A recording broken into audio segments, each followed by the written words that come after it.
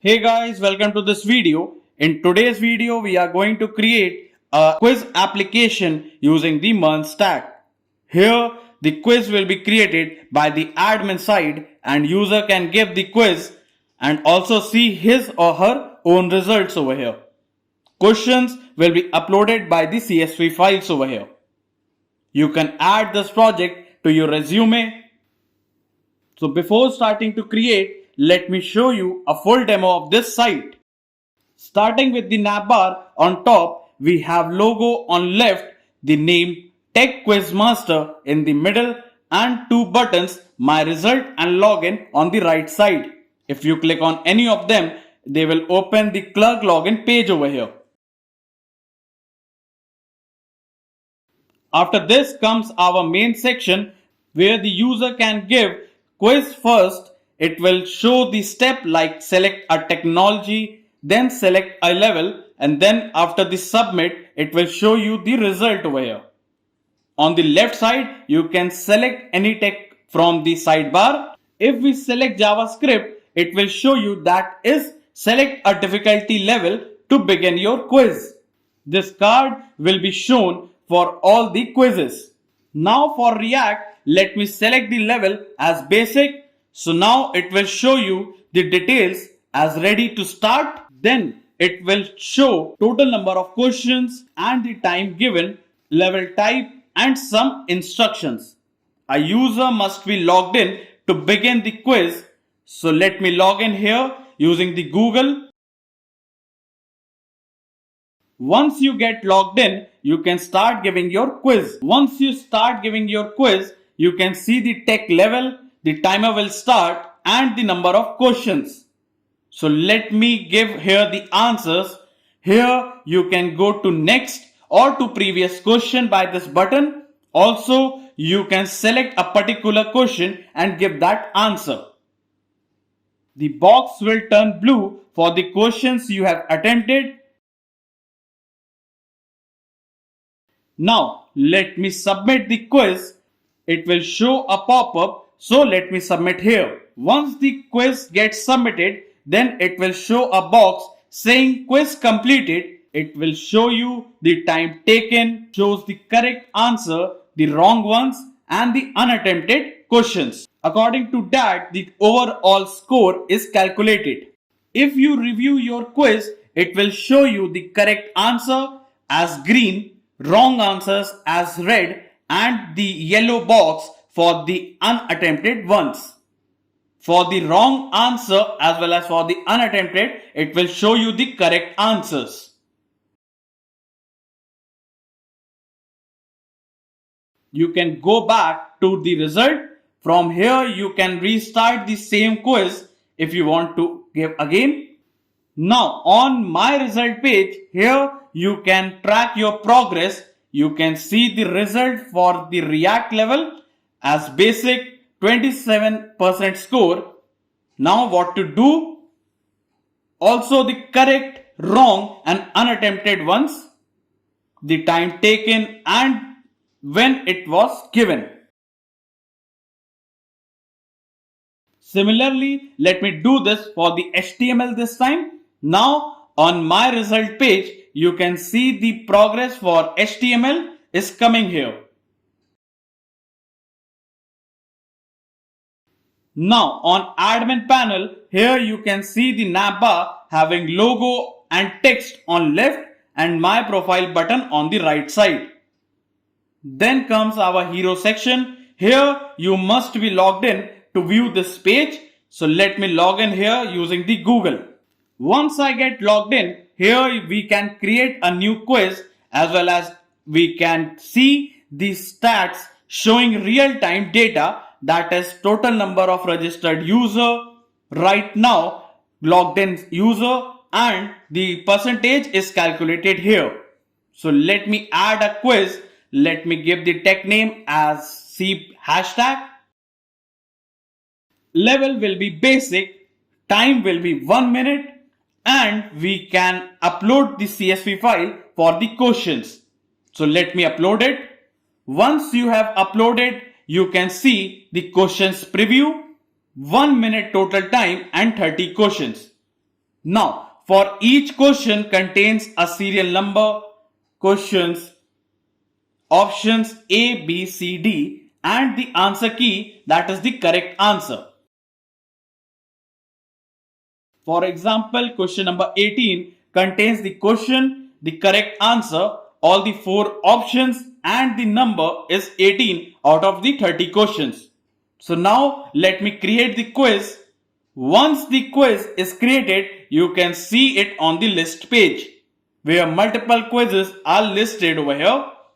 Here you can filter by name or by the level of the quizzes. Let me type here the Python, so it will show you the Python quiz only. So the quiz we created is shown over here having these details.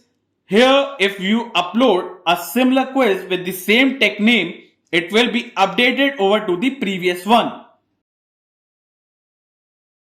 Now you can see it shows 60 questions here. Now on the front end, let me refresh it over here. So you can see the quiz is coming that we have uploaded over here. So if I give this quiz, it shows less than 1 minute remains. So if I don't submit the quiz in time, then it will be auto submitted once the time runs out. And it will show the result over here. If you delete a quiz, it will be deleted for both admin as well as for the front end side. So this side is fully responsive. All the pages is responsive for all the screens. That is for the mobile view. It can be for the laptop as well as for the tablet view over here. Both the admin panel as well as for the front end is responsive. Now on a new Chrome, I have already logged in. So here on my result, there it shows that is no result is found for this particular ID. So this is all. Now let's get started. Now open your VS Code and let us go to our Chrome and let us search here for the white React over here.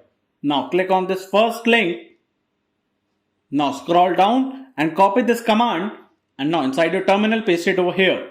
Now let us give the project name as front end over here. Then the framework will be React and variant will be JavaScript. Select no and no over here. Now let us change the directory to our front end over here, and then let us install the node packages over here. So now till the time they are installing, let us go back to our Chrome, and on a new tab let us search here for the Tailwind CSS over here. Now click on this first link, click on this get started button. Now for the white we have to install it. So here let us just copy this command and in your terminal paste it over here. Now after pasting it, let us go back and let us copy the import statement over here. And now inside the front end folder, let us go to our, we don't require the app.css, you can remove it. And now inside the white.config.js, just paste it over here. Now let us just copy this plugin over here. And now here inside the plugin, put a comma and paste it over here. Now after this, let us copy the import statement and let us go to our index.css. Remove this whole code and paste it over here. Then let us just copy the h1 tag over here, and inside the app.jsx remove the whole code and type a REFCE. Then let us paste it over here. Change this class to class name over here, and in your terminal just type a npm run dev and type a O and enter to open it on the default browser over here. Now as you can see, the Tailwind CSS is installed successfully and it's working fine. So now let us go back. And here inside the index.html, let us give the title as Tech Quiz Master over here. Now, let me close this, and inside the main.jsx, let us remove the strict mode over here. And also the import statement for the strict mode over here. Now, after this, let us go on the Chrome and let us search here for the React Router DOM package. Now, click on this first link. Now, copy this command over here. And now inside your terminal, just paste it over here. Now, let us go back and let me just close this over here. And again, here let us wrap our app component inside the browser router. So just type a browser router that will be coming from our React Router DOM package. Cut the app and paste it over here. Now, after this, now just type a npm runtime again in your terminal. After writing this, let me close this over here. And now inside the assets, here you will be getting the dummy styles. The link is already given in the description box. You can get this from there. The dummy style CSS for the assets as well as for the public folder. You will be getting this logo.png that we are going to use for this particular project. So let me remove this white.svg, and now inside the index.html for the favicon we have to change this. So change it to our logo quiz.png, the href over here. So now after changing it, let me close this over here and let me close all of this. And now let me collapse the front end folder and let us create a new file, that is the .env file. And now let us go to our Chrome and let us search here for the clerk over here, that is the clerk React over here. Now here click on this link over here, that is the first link. Now inside this, let us sign up over here. Now you can sign up here using the Google. So let me select the Google over here. And now once you are signed in, here if you have created multiple projects, it will show you these applications present over here. So here you have to create a new application over here. So click on this create application. Then let us give the name of the application as tech quiz. And here the sign in option, you will be getting multiple sign in option. You can enable anything, that is for example the GitHub, or you can use the username also. So in my case, we are going to keep the email and Google. So let us create the application over here. Now here let us select the framework for the React over here. Now for the React, let me copy this command over here. And now inside your terminal, just paste it over here. Now let us go back, and here you will be getting this publishable key over here. So you have to just copy the key, and inside the .env we have to paste it over here. Now after this, let us go back, and now we have to wrap our app component with the clerk provider. So just copy this command over here, the import statement. And now inside the main.jsx, let me just paste it over here. Now after pasting it, now let us just copy the clerk provider, and now here let me paste it over here. Now for this, let me just cut this browser router and let me paste it over here. Cut this app from here and let me cut this browser router and paste it over here. Now after this, now let us go back, and now you can access these details, that is the show, that will be showing the sign in and sign out model over here, and the sign in sign out button with the user button over here. Now let us pass here the publishable key. So type a publishable key, and now we have to import over here the publishable key. So for that, just type a const. Here it will be publishable key that will be coming from our import.meta.env and let us go to our .env and just copy this name over here and paste it over here, as it has to be similar to the one we have given there. And let us pass the publishable key over here. Now once you have done this, just type a npm runtime again, and now let us go back, and now let me refresh the page over here. So it is working fine over here. So now what we have done for the clerk over here, first we have installed the clerk from the terminal, then we have pasted the .env, the publishable key we have pasted inside the .env, and then we have wrapped our app component with the clerk provider, and now we can access these details over here. So now by doing this, we have successfully installed the clerk over here for the user authentication. So now let me close this, and now let me collapse the front end folder, and let us create a new folder for the backend. As for this particular project, we are going to create the backend over here. So let me type here, that is the cd backend, and now inside the backend, let us create the entry point as the server.js file over here.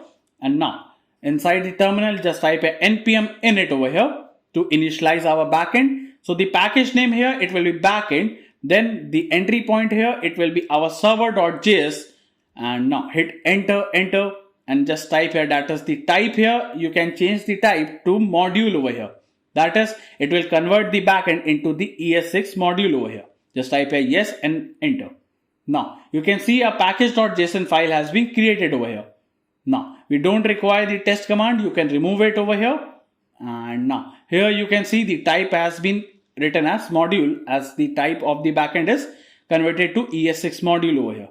So now let us install multiple dependencies. So just type here in your terminal npm install CORS, as CORS enables cross origin platform sharing. Then comes our CSV parse that will help us in uploading the CSV file and converting into the JSON format. Then comes our .env that will help us in creating and loading of the .env file. Then comes our Express, that is a web framework. Then comes our Mongoose, that is an ODM library for MongoDB.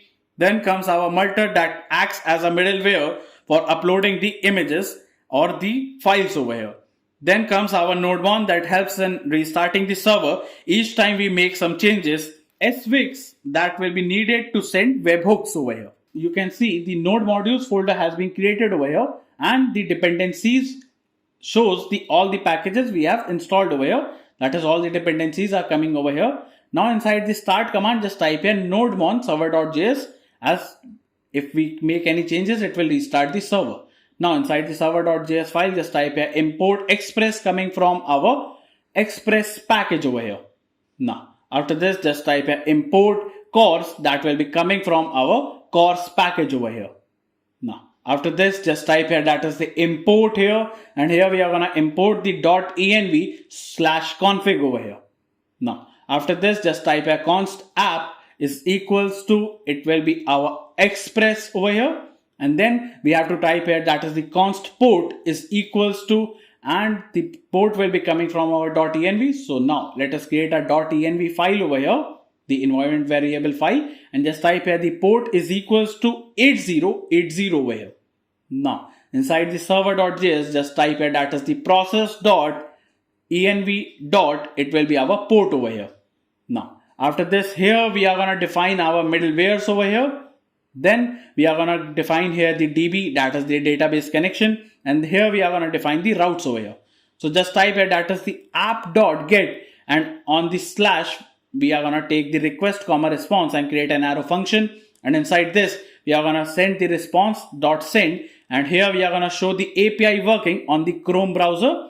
That is, if we go on this route, it will show you the API working on the Chrome. Now type here app.listen, and the app will listen to the port over here, and then create an arrow function over here. And now inside the console, it will show you that is the backtick, type a server started on http://localhost:, pass here the port over here.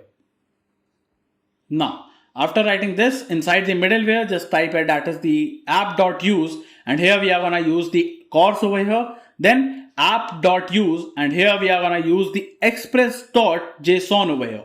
Now after writing this, inside your terminal, just type here npm start over here, and now it will show you that the server started on localhost 8080, and if you click on this, it will show you that is the API working on the Chrome browser.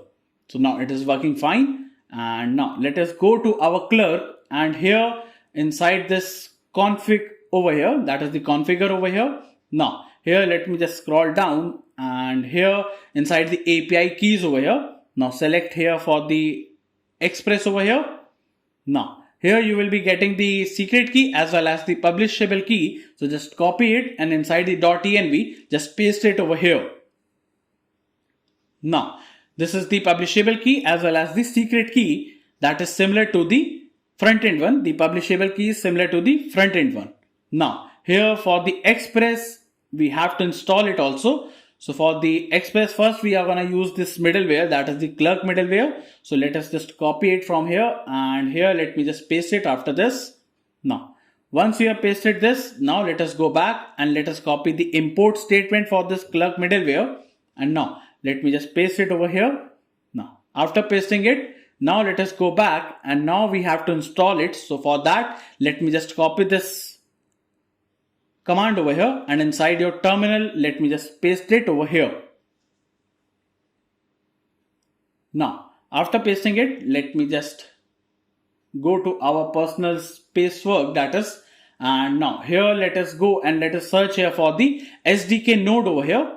So now it will show you the clerk SDK node code 2, and let us scroll down and copy this command for the clerk SDK node and paste it over here inside the terminal.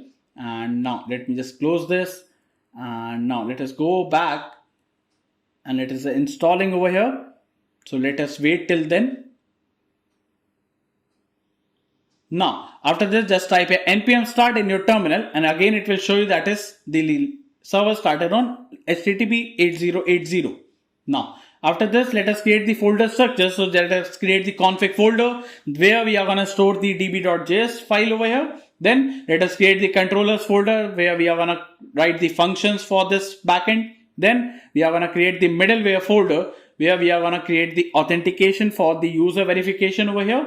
Then let us create our models folder where we are going to define the schema for this backend. Then we are going to create the routes folder where we are going to define the routes over here. Now, after creating the folder structure inside the config, let us create the first file, that is the db.js file over here. And now inside this, just type a import mongoose from mongoose package. Then type a export the const over here. And let us give the name of the function as connectdb is equals to an async function. And now let us create an arrow function over here. Inside this, just type a await mongoose.connect method, and inside this, to get the URL, let us go to our Chrome and let us search here on a new tab. Let us search here for the mongodb.com over here. Now here let us click on this get started button over here.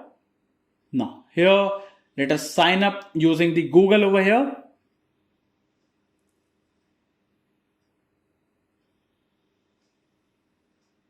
Now it is showing that is signed in over here. And now once you get signed in over here, if you have created multiple projects, it will be taking you to this page. And here let me just click on this projects over here, view all projects. Then on the right side you will be getting this new project. Click on this button. Let us give here the new name for the project. In my case it will be quiz tech over here. Click on this next over here, then create the project over here. Now once you see that is this create a cluster, click on this button. Now if you are a new user, you will be landing on this page. So select here the free and click on this create deployment button over here. Now once you have clicked on this, it will be asking you for the username and the password. You can change the password. Never use @ over here. And in my case, I am letting the password same. Just click on this create database user and then choose a connection method. Select drivers. And now here, let us just copy the string till .net/ over here and paste it over here. Now after this slash, let us give here the name as tech quiz over here. Now let us go back and click on this done button. Then on the left side, let us go for the database and network access. Inside the IP access list, here click on this edit button, and here let us just type here the access list entry will be our 0.0.0.0/0 over here. Now that is, it will allow you to connect database from any network that you are connected, and it will show you the status as pending. So it will take some time to active. Till then, let us go and type here .den, and inside this create an arrow function over here, and inside this type a console.log, and it will show you that is DB connected inside the terminal over here. So now after writing this, let us go back, and now it is showing the status as active over here. So now inside the clusters, now inside the browse collection. So now let us go back, and now here inside the server.js. Now after this, inside the DB, let us pass here the connect DB over here. That will be coming from our db.js file. Just type here .js, and now after typing this, it will be showing you that the server started on HTTP localhost 8080 and DB is connected. That is, your database connection is confirmed and it is working fine. Now inside your model, let us create the first model, that is the user.js, and just type a import mongoose from mongoose package. Then type a const user schema is equals to, it will be our new mongoose.schema. And now inside this, we are going to create the schema. That is, we are going to take the clerk ID, and the clerk ID, the type of the clerk ID will be string type. Then it will be required as true over here. Now it will be unique, that is, a particular user will be using that particular clerk ID over here. Then after this, here we are going to take the full name of the user, and the type of the full name here, it will be string type. And then we are going to take here the email over here, and the type of the email over here, it will be string type. Then it will be required as true. That is, this field must be filled over here. Then the role here, inside the role, the type of the role here, it will be string type. Then the value here, it can be the user or it can be admin over here. Then by default, it will be our user type. That is the role here, it will be user. Then is logged in will show you the status, that is the user is logged in or not. And the type here, it will be boolean, that is it will return the value as true or false. By default, it will be false over here. Then we are going to take here the timestamp over here, it will be true over here. Then we have to export it. So for that, let me just type it, that is first the const user is equals to mongoose.model, and here we are going to define the model as user, then pass here the user schema over here. Then we have to export the user, so just type export default the user over here. Now, so by writing this, we have completed the user model over here. So for that, let us go to our controllers and just type here, that is the user controller.js file over here. Inside this, just type import the user, that will be coming from our models / it will be user.js file. Then we have to just type here, that is the import the get auth, that will be coming from our, let me just type here, that is the @clerk express over here. So the get auth will give you the authorization, that is the user is logged in or not. Now to get the stats, just type export const get stat is equals to an async function, pass here the request comma response over here, and now create an arrow function over here, just create a try catch block over here. Now inside the try block, just type here, that is the const, here we are going to take here the user ID, that will be coming from our get auth, that is the coming from the request, that is for that particular user request, the user ID will be found over here. If the user ID is not found over here, then in that case, we are going to return a response.status, and the status will be here to 401.json method. And inside this, the message over here, it will say that is the user ID is not found, that is you are unauthorized over here. Now, the user ID will be coming from that particular user request that has raised over here.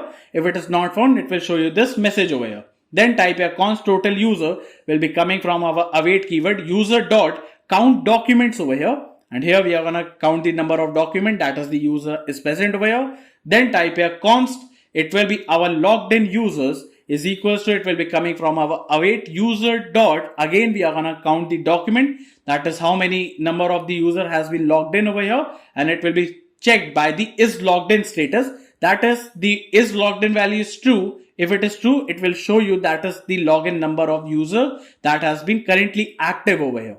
Then we are going to show the response.json, and inside this we are going to pass here the total number of users.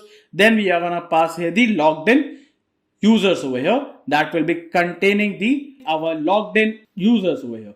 Then we are going to pass here the login percentage, that will be containing the total users. If it is found, it will be 0. In else case, it will be our logged in user divided by, that is the total users over here, that will be multiplied by 100 to give you the percentage over here. That will be 2 fixed to our 2 decimal places, that is it will show you the value to 2 decimal places.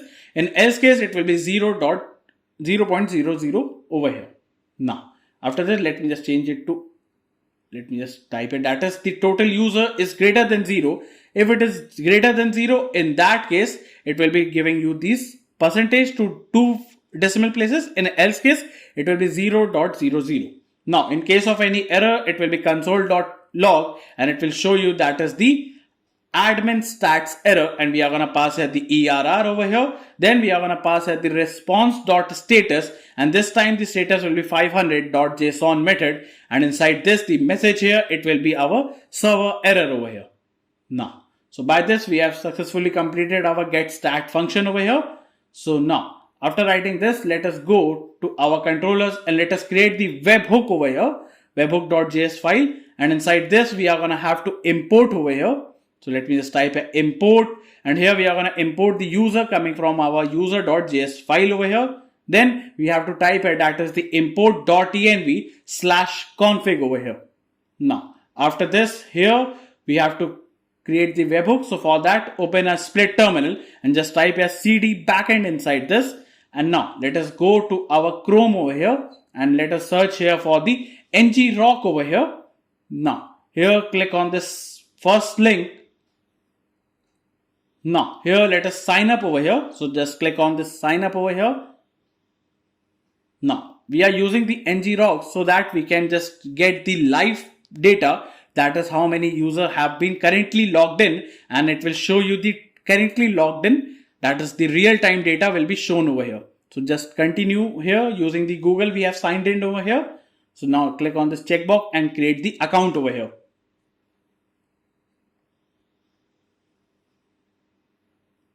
Now after this, let me just skip over here and got it over here.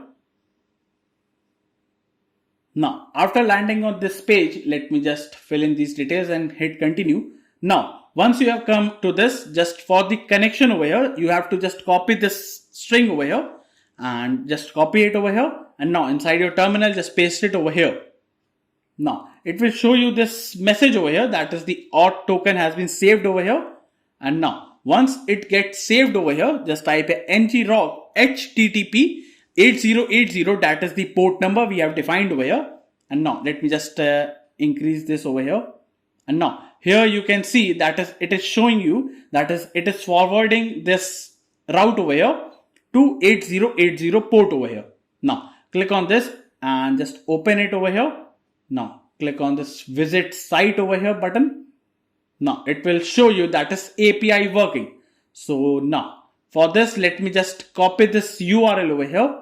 And now let us go to our clerk over here. Now the tech quiz application we have created inside the configuration. Now here inside the developers, inside the webhook over here. Now here you have to click on this add endpoint over here. Click on this button. Now paste the URL we have just copied over here. After the dev, we have to pass here the /API/users/ it will be our webhook / it will be our clerk over here. So here we are going to pass these routes later, and here we have to check this email created. Then we have to check here the role over here. Then we have to give here the sessions over here and scroll down to the user and click on this users over here. Now, once you have done this, click on this create button over here. Now, on the right side, you can see the sign in secret. Just copy it over here. And now let us go to our .env again. Let me just fix this over here. And now let us go to our .env. And now after this, just pass here the clerk webhook secret and paste it over here. Now, after pasting the webhook secret over here, now let us go back, and now you will be getting this secret over here, and the route we have defined will be used later on. So now let us go back, and now inside the webhook.js, here we have to just type here that is import, and here we are going to import here the webhook that will be coming from our svx package that we have installed over here. So just type a export const clerk webhook is equals to an async function, take request comma response and create an arrow function. Inside this, create a try catch block over here. Now inside the try block, just type here that is the console.log, and here we are going to log here that is the webhook hit, and here we have to type here that is the const, and here we can pass here the icon. So let us type here window.v, and here you can search here the icon, the fire, and paste it over here. Then inside the const, just type here that is the webhook secret, that is the secret is equals to, it will be coming from our process.env dot. Here it has to be similar, so just copy this from the .env and just paste it over here. So we are going to get the webhook secret. Then type here the const payload is equals to, it will be request.body over here, that is the .to string over here. Now after this, just type here const headers is equals to, it will be our request dot headers. Now after this, just type here const webhook, that is the wh is equals to new webhook, and inside this we are going to pass here the webhook secret over here. Then let us go to our new tab and let us search here for the GitHub. The link is already given in the description box. You can go to that, and you will be landing on this particular page over here inside the backend, inside the, let me just go to controllers webhook.js, and let me just copy these lines of code over here, and now let me paste it over here. Now once you have pasted this here, you will be getting here the payload. It will be verifying the payload for the webhook, and it will be verifying the ID with the timestamp, and it will be passing here the signature over here. Now after this, here we have to type it, that is if the type is equals to, if it is the user.created, that is the type is user.created, then type here const primary email is equals to data.email. Let me just type here email underscore addresses dot, it will be our find, and here we are gonna find here the email, that is the e, with the e dot id, that is the email dot id will be matching the data dot primary email. Let me just type it, that is the primary underscore email underscore address over here. Now it will be underscore id. Now dot, it will be our email underscore address over here. Now, or it can be our empty over here, that is the user will be created. Then just type here const role is equals to, if the primary email is equals to, if it is equals to this particular email, in that case it will be as an admin registered over here, in else case it will be registered as user over here. So if the primary email is equals to this particular email, it will be converted to the admin, in else case we are gonna create any user will be user over here. Then just type here, that is await user dot find one and update, and here we are gonna update here the clerk ID, that will be containing here the data dot id over here. Then we are gonna pass here the, let me just type it, that is the clerk ID, and here we are gonna pass here the data dot id. Then we are gonna pass here the email, that will be containing here the primary, let me just type here the primary email over here.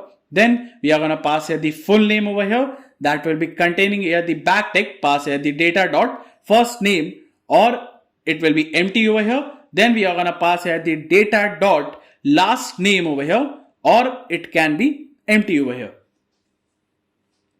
Now after this, we are gonna pass here the role, and the role will be role over here, that is the role will be passed as the role over here. Now after this, here we are gonna pass here the, now pass here the assert over here, it will be true over here, and the new over here, it will be true over here. So now by this we have updated the document over here. Now if the type is equals to, here we are gonna pass here the session dot created, that is the new session for that particular is created. Then we are gonna console dot log, and it will show you that is login detected over here, that is a new user has been logged in over here. Then type here await, it will be our user dot, let me just type it, that is the find one and update over here. And inside this we are gonna, let me just scroll up and let me just copy these lines of code over here and paste it over here. This time here we are gonna remove it. Let me just remove these lines of code over here, and it will be our data dot user underscore id over here. It will be data dot user underscore id, that is the MongoDB ID. Then we are gonna check that is logged in. This time it will become true, that is the new user has been logged in, so the user will become true over here. Now if the type is equals to the session dot ended, that is the user has removed itself. Now we are gonna console.log, and it will show you that is logout detected over here. Now if the session is ended, that means the user has deleted its account over here. So now the await user.find one and update over here. And now inside this, let me scroll up, and again let me just copy these lines of code over here. Now let me just paste it over here. This time the is logged in will become false over here, that is the user has been not found over here. Now after this, now if the type is equals to the session dot, it will be removed over here, that is the session has been removed. In that case, let me again just copy these lines of code over here and let me just paste it over here. Again the logout will be detected over here, and the is logged in will become false for that particular clerk ID. Now after writing this, now let me just fix this issue for the brackets over here. Let me close it over here, and now let me open a new bracket for this is logged in and paste it over here. Now After this, we have successfully done it for this one. Now we have to paste it over here. Now, after this, we have to pass here the response.status, and the status will be 200.json method. And inside this, we are gonna pass here the success as, let me just type here, as the success as will become true over here, as the user will be logged in or log out over here. Then in case of any error, it will be console.log. It will be our webhook error, and we are gonna pass here the ERR over here, and then we are gonna show the response.status, and the status will be 400.json method, and inside this we are gonna pass here the message, that is the error.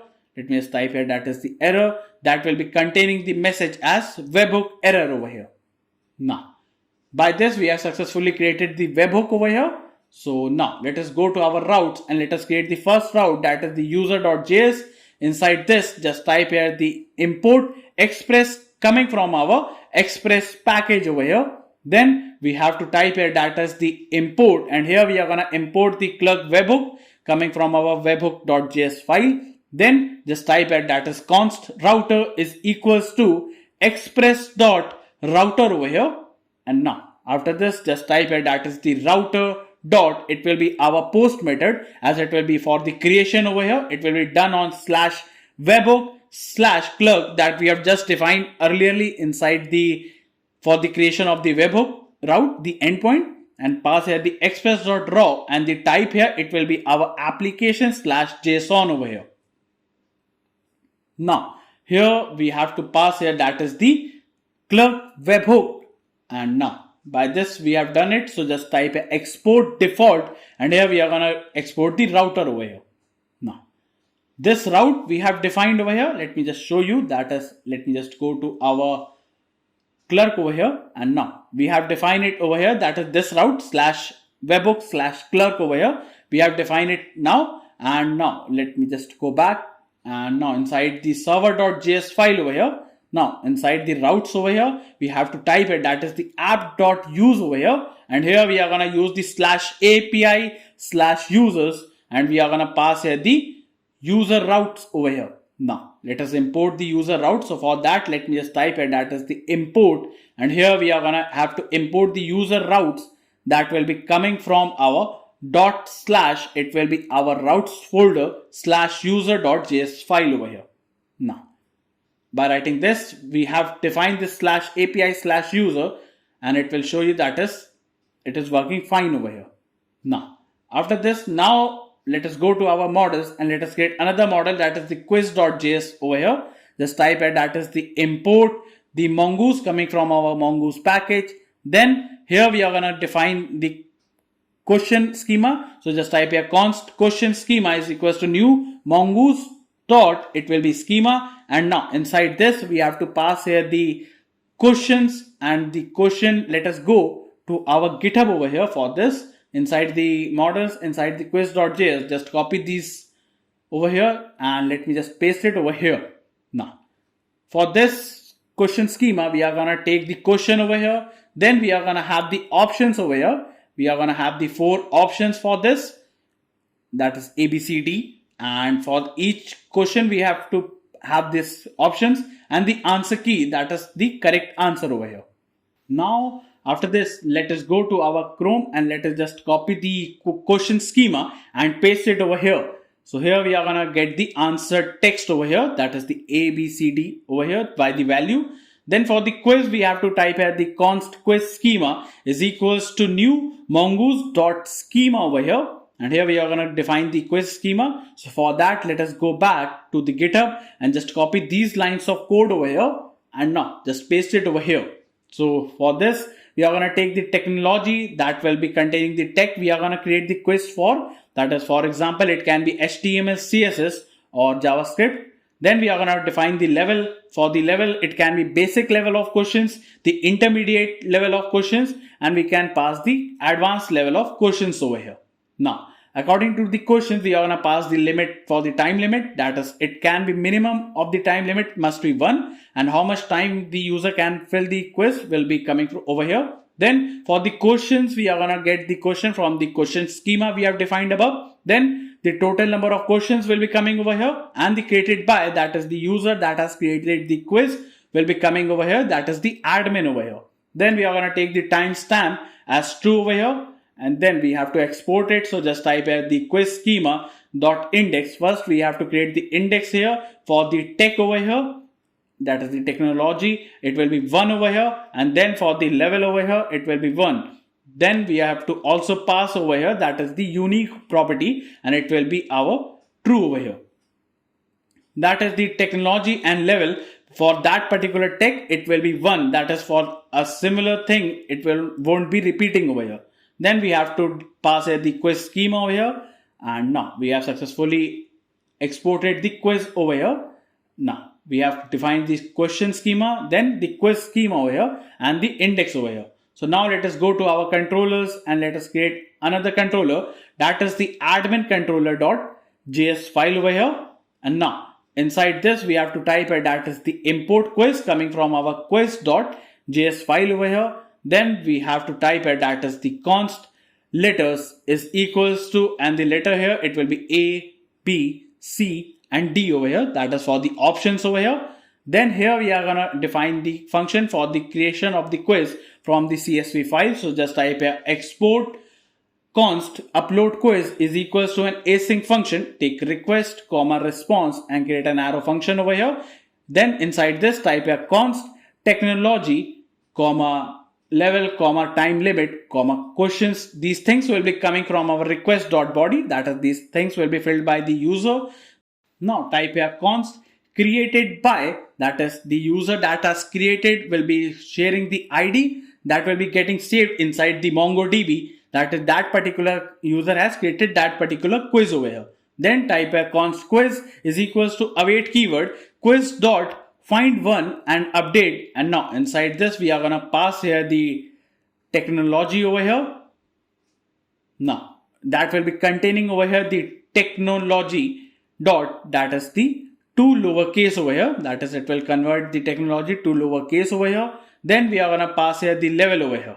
Then we also have to pass here, that is the, let me just type here the technology, and also we are gonna pass here the level over here, then the time limit over here.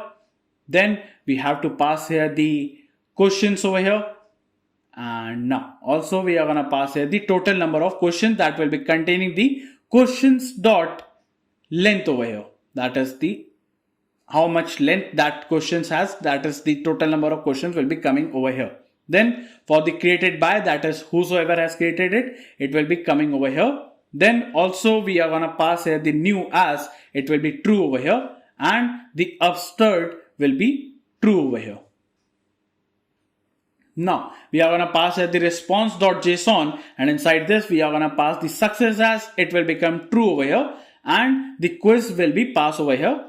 Now after this, now for to get all the quizzes, that is to get all the quizzes stats over here. So for that just type here export const, it will be our get all quizzes is equals to, it will be our an async function, and now take request comma response and create an arrow function over here. Now inside this just type here const quizzes is equals to, it will be coming from our await keyword quiz dot find over here, and now we are gonna find, then we are gonna short, that is to short, and it will be shorting by the created at will be -1, that is the latest quiz will be shown above over here.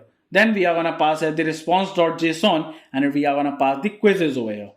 Now after writing this, now to delete a particular quiz, that is to delete a quiz we require an ID. So for that just type export const, it will be our delete quiz is equals to an async function over here, and inside this take here request comma response over here and create an arrow function. Inside this create a try catch block over here. Now inside the try block just type here, that is the const the ID that will be coming from our request dot parents over here, that is the ID will be fetched over here. Then type here the const quiz is equals to await keyword quiz dot find over here, that is the find by ID and delete. And here we are gonna pass the ID over here, that is for that particular ID it will delete that quiz. So if that particular quiz is not found, then it will return a response.status, and the status will be 404.json method, and it will show you the message as the quiz not found. That is for that particular ID is the quiz is not found. It will show you the error before deleting. And if it is found, it will delete that quiz and the success here, it will become true. And the message here, it will say that is quiz deleted successfully over here. So if the quiz is found by that particular ID, it will delete it. If it is not found, it will show you this error over here. Now, after writing this, now here we are going to pass the response.json over here. Now, in case of any error, that is the error, just type a console.error, and the error here, it will say that is delete quiz error. And here we are going to pass here the error, that is the error over here. Then the response.status over here, and the status here, it will be 500.json method. And inside this, the message here, it will say that is server error. Now, by this, we have successfully created the admin controller over here. So now let us go to our routes folder and let us create the route, that is the admin.js over here. And inside this, just type a import express coming from our express package over here. Now, after writing this, now just type a that is the const get stats coming from our user controller.js file. Then we have to type a that is the import. Here we are going to have to import the delete quiz coming from our admin.js controller file. Then just type a const router is equals to, it will be our express.router over here. And now after this, we have to pass a that is the router dot, it will be our post method. As for the creation over here, it will be done on slash upload quiz. And here we are going to pass here the upload quiz over here. Then we have to pass here the router dot get method. It will be done on slash stats over here. And here we are going to pass here the get stats over here. Then type here the router dot get method. Again, it will be our fetch method. It will be done on slash quizzes. And we are going to get all the quizzes over here. Then again, the router dot delete method. It will be our delete method done on the quiz slash ID, that is for that particular ID we have to delete it. So we are going to take the ID in the route over here. Then just type at the export, let me just type export default router over here. Now, by this we have completed this admin.js routes over here. So now let us go to our server.js, and now inside this just type app.use, and here we are going to use the slash API slash admin, and here we are going to pass here the admin routes over here. Now, to define it, that is to import it over here, just type import admin route, that will be coming from our dot slash routes slash, it will be our admin.js file over here. Now, by this, we have successfully completed this also. We are going to test it later when we are going to merge it with the front end as well as with the admin panel. Now inside the model, let us create the result.js file. Just type import mongoose coming from our mongoose package. Then just type const result schema is equals to, it will be our new mongoose.schema. And now inside this, we are going to pass here that is the user ID. That is for that particular user ID. The result will be created over here. So the type of that will be string over here. And the required here, it will be true over here. Now, after this here, let me just add a comment that is for a particular user can see his or her result over here. So for that, we are going to take the user ID. Then the technology, the type here, it will be string over here. Then for the level, the type here, it will be again string over here. Then we are going to take here the total number of questions. It will be number type over here. Then we are going to take here the correct, that is the questions correct over here. It will be number, and the question done wrong will be a number again. Now the time taken, that is the time we have taken to complete the quiz, it will be again in the number value. Then we are going to pass here the start date, that is when we have created this result, it will be a date type. Then we are going to take here the timestamp over here, as it will be true over here. Now after this, we have to just type it, that is the const result is equals to, it will be our mongoose dot model, and here we are going to pass here the result over here. Then we are going to pass here the result schema over here. Now after this, we have to just export default the result over here. Now once we have done this, by this we have successfully created this model over here. Now inside the controller, let us create the result controller auth.js file over here. Now, before creating this file, now let us go to our middleware and let us create a first middleware, that is the auth.js, and inside this just type import, and here we are gonna have to import the clerk express with auth that will be coming from our clerk SDK node, and here we have to import the user that will be coming from our /model/user.js file over here. Now, after this, just type export const. Here, let us give the name of the function as protect is equals to, it will be clerk express with auth over here. Then we have to create another function, that is the export const is admin is equals to, it will be our async function. Inside this, we have to pass the request comma response comma next and create an arrow function over here. Inside this, create a try catch block over here.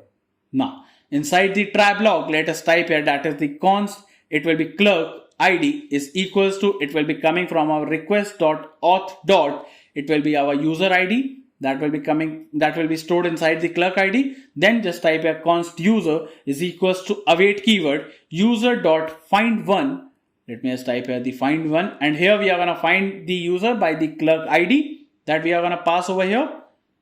So now, after finding the user, let me just type it, that is the if the user and that is the user is found and the user.role is equals to, if the role is admin, then in that case we are going to pass here the next, that is then he can access anything. In the else case, we are going to pass here the response.status, and the status will be 403.json method. And now inside this, we are going to show here the message, that is the access denied, that is you are not authenticated and you are not an admin to make any quiz or create any quiz over here.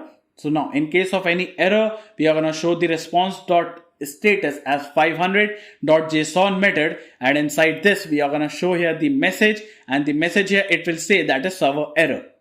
So now also we are going to pass here the error over here. Now after writing this, we have successfully created the auth.js file over here. So now let us go to our admin over here and let us protect both route for the creation as well as for the deletion over here. That is the protect will be passed over here. Also the user must be admin to upload a quiz over here. Now also let me just copy the protect as well as admin and paste it over here. That is a user must be admin to delete a particular quiz. So he can upload and delete the quiz when he is an admin. So just type import result coming from our result.js file over here. Inside the result controller, just type import get auth coming from our express clerk express over here. Then to create a result, that is to create a result for an ID, just type export const create my result is equals to, it will be an async function, take request comma response over here, and now create an arrow function over here. Now create a try catch block over here. Now inside the try block, let us type it, that is the const, it will be our user ID is equals to, it will be coming from our get auth over here. It will be done for that particular request, that is for that particular user request, the user ID will be found over here. Now if the user ID is not found, in that case just type a return response.status, and the status here it will be 401.json method, and inside this we are going to pass here the error, and the error here it will say that is you are unauthorized, that is the user ID is not found by the request, then the user is not authorized to see the result over here. Then type a const result is equals to, it will be await keyword, it will be our result dot create over here, and now we are going to create the result by containing the request dot body over here, and also we are going to pass here the user ID, that is for that particular user we are going to create the result over here. Now after this we are going to response.json, and it will be our result over here, the pass over here. Now in case of any error, we are going to pass here the console.log, and the log will say that is create result error, and we are going to pass here the ERR over here. Now also we are going to pass here the response.status, and the status will be 500.json method, and inside this the error here it will say that is, let me just type here, that is the field over here, that is it is failed to create the result over here. So by this we have successfully created the result over here. Now to get the result, that is to get a particular result for a ID, that is the logged in user, that is for that user we are gonna get the result. So just type here export const get my result is equals to, it will be an async function over here, take request comma response and create an arrow function over here. Now just type here that is the const user ID, it will be coming from our get auth over here, that is for that particular request over here, the user ID will be found over here. Then just type here that is the const result is equals to await keyword, it will be our result dot find, and here we are going to pass here the user ID, that is for that particular user ID we are going to find that result over here. Now that particular ID will be containing the result over here. Then dot sort method, and here we are going to sort the result by the created at -1, that is the latest result will be shown first over here. Then we are going to pass here the response.json, and here we are going to pass the results over here. Now after passing it, we have successfully created the result controller.js file. Now by this, let us go to our routes folder, and now let us create another route, that is the result.js file, and inside this just type it that is the import the express that is coming from our express package over here. Now we have to type it that is import, we are gonna import the create my result coming from our result controller.js file. Now type here that is the const router is equals to express dot router over here. Now after this just type here that is the router dot, it will be our post method, that is for the creation over here, it will be done on /save result, and we are going to pass here the create my result function over here. Then router dot get method, it will be done on /my result over here, that is on this route we are going to fetch the result, and we are going to call the function that is the get my result over here. Then we are going to just export default the router over here. Now once you have done this, now let us go to our server.js file, and now here we have to cut this route over here, and let me just paste it above the express.json over here. Now let me just cut the app middleware for the user verification will be coming above the course over here.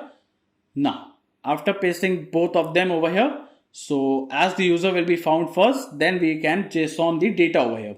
So now after this we have to type it that is the app.use, and here we are going to use the /API/result over here, and here we are going to pass here the result route over here. Now we have to import it, so for that let me scroll up, and here we have to type it that is import, and here we are going to import the result routes over here, that will be coming from our ./routes/ it will be our result.js file over here.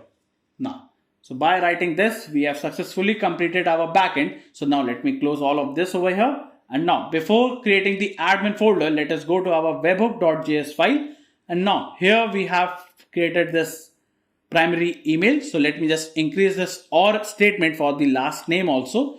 So now it is fixed over here, so let me just close this, and now here let us create another folder, that is the admin folder over here.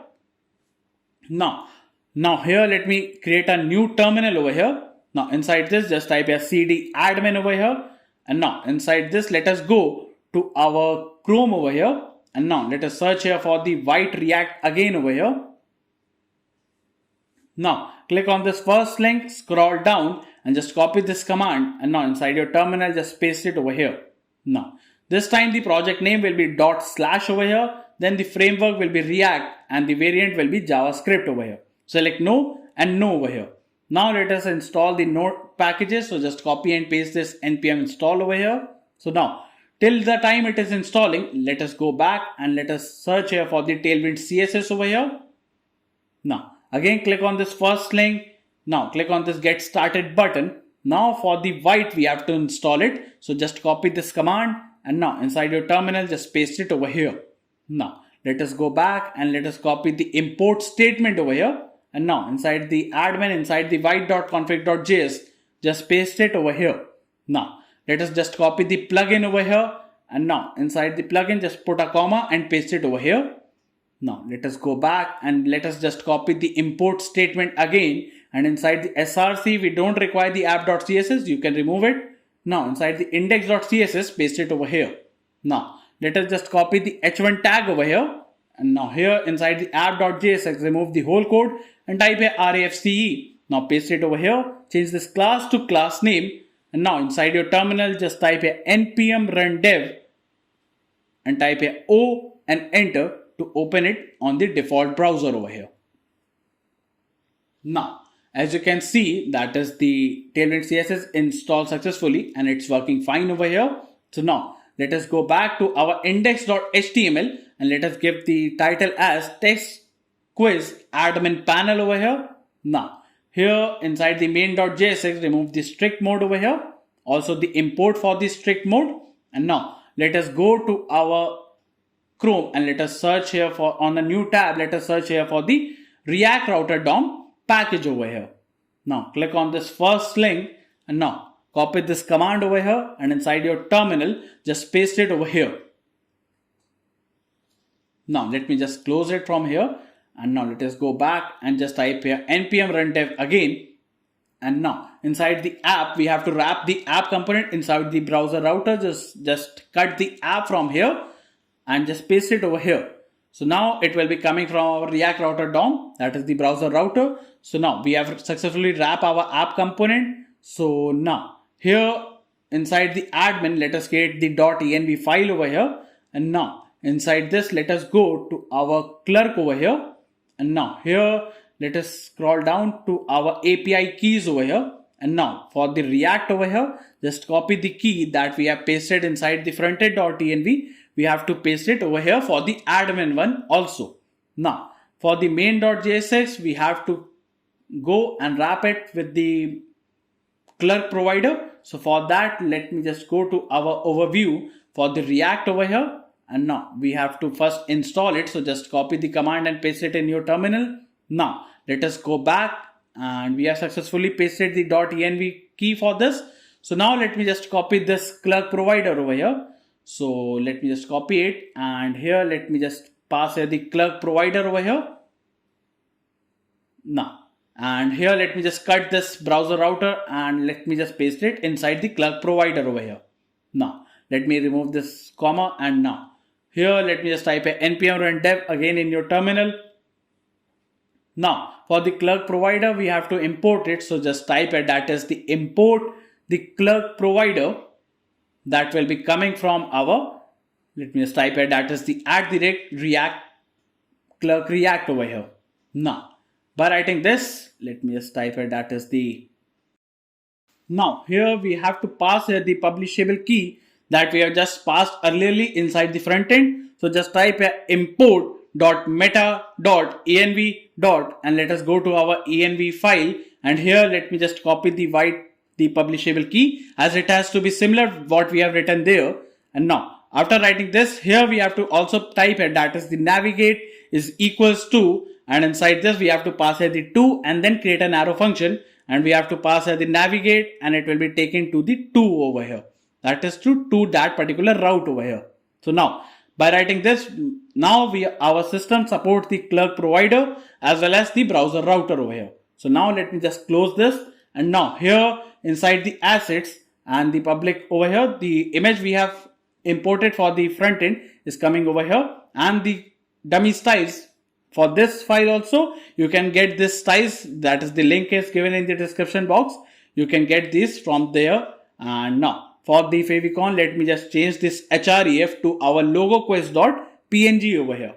Now by writing this, let us go to our Chrome and now you can see the favicon has been changed it over here for the admin over here.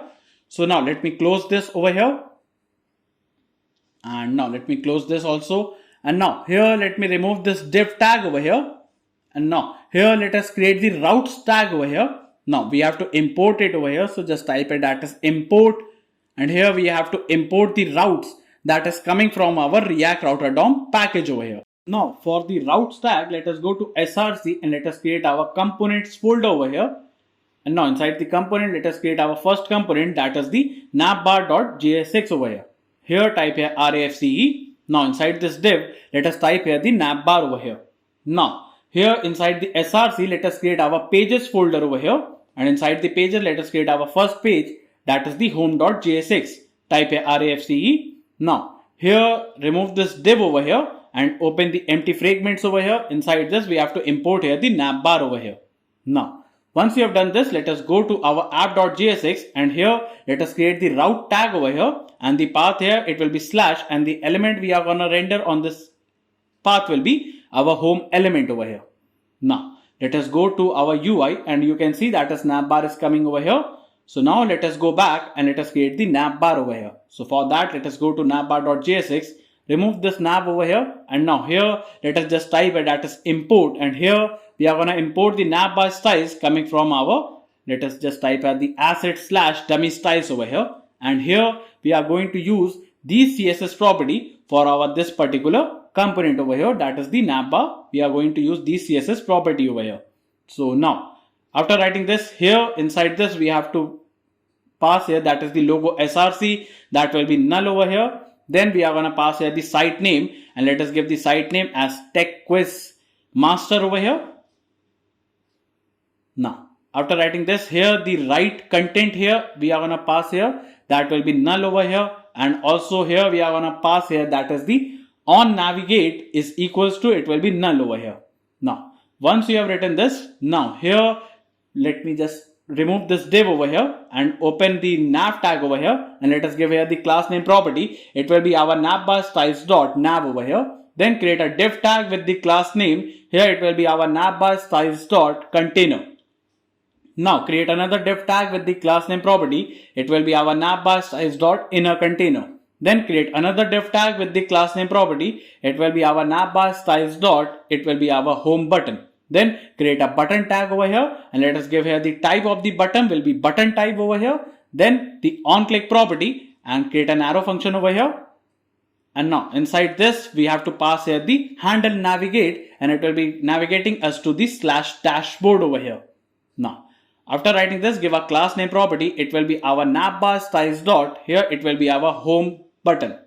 Now create another div tag, and let me just create this function over here. First, that is the handle navigate. So for that, let me just type it, that is the const, it will be our navigate is equals to, it will be using the use navigate hook that will be coming from our React router DOM package. Then we have to type it, that is the const handle navigate and is equals to, and pass here the href, and now create an arrow function over here, and inside this just type here, that is the, let me first define this use state hook. So for that, just type here, that is const mobile open comma set mobile open is equals to a use state hook, and the value here it will be false over here. Then just type here, that is the const is signed in is equals to, it will be coming from our user over here, that is coming from our clerk over here, that is the clerk React over here. So for that, let me just type it, that is here we are gonna import here.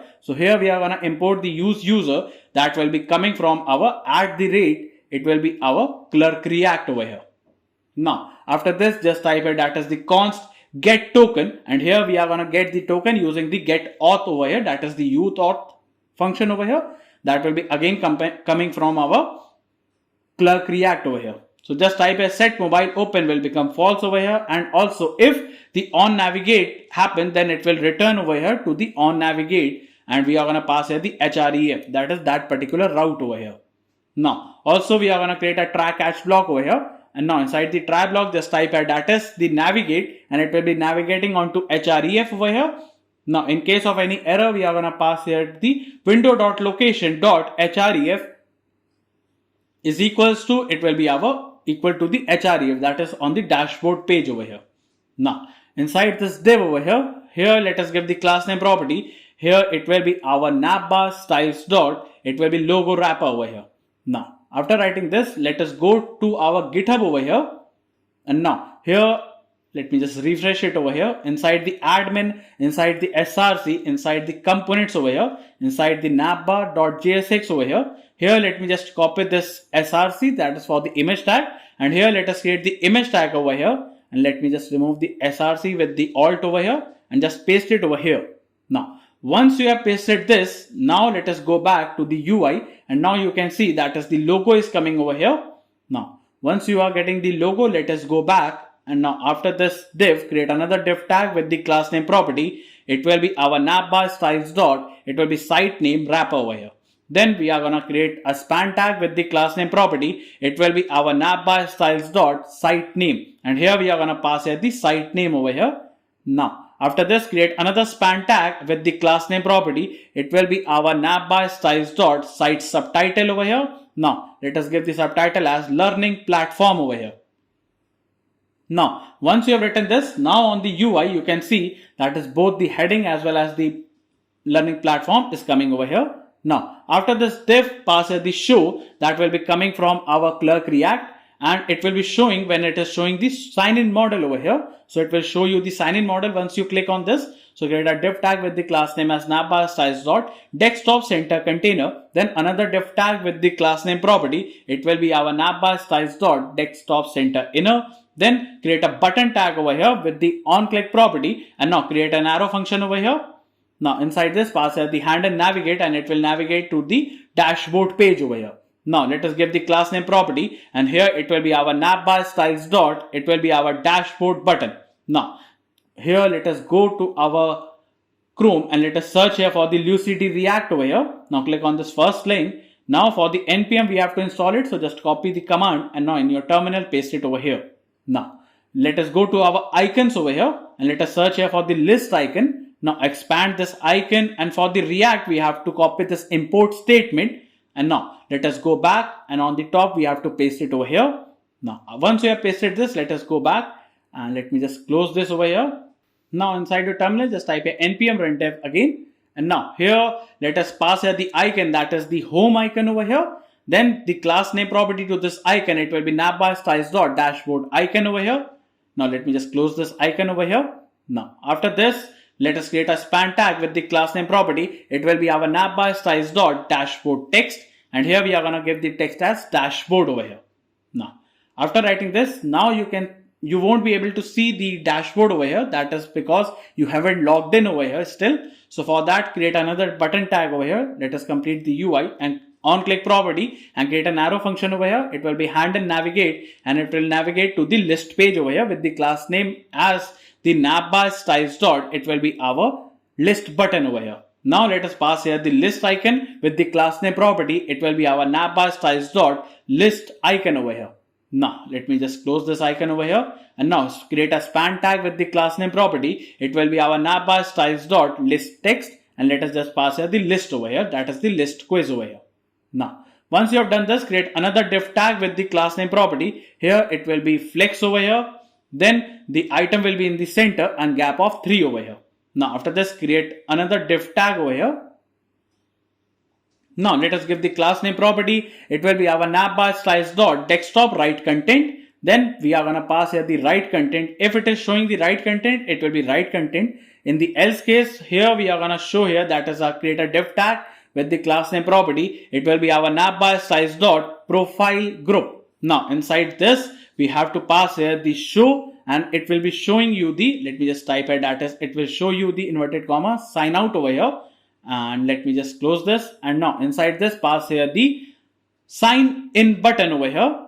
And now the mode over here, it will be our model type over here, that is the model type, and then the button tag and the type over here for this button will be button type, and the class name property, it will be our navbar styles dot profile button. Then we are gonna pass here the icon as user with the class name as navbar styles dot, it will be our profile icon over here. Let me close this over here. Then again a span tag over here, and let me just type here my profile over here.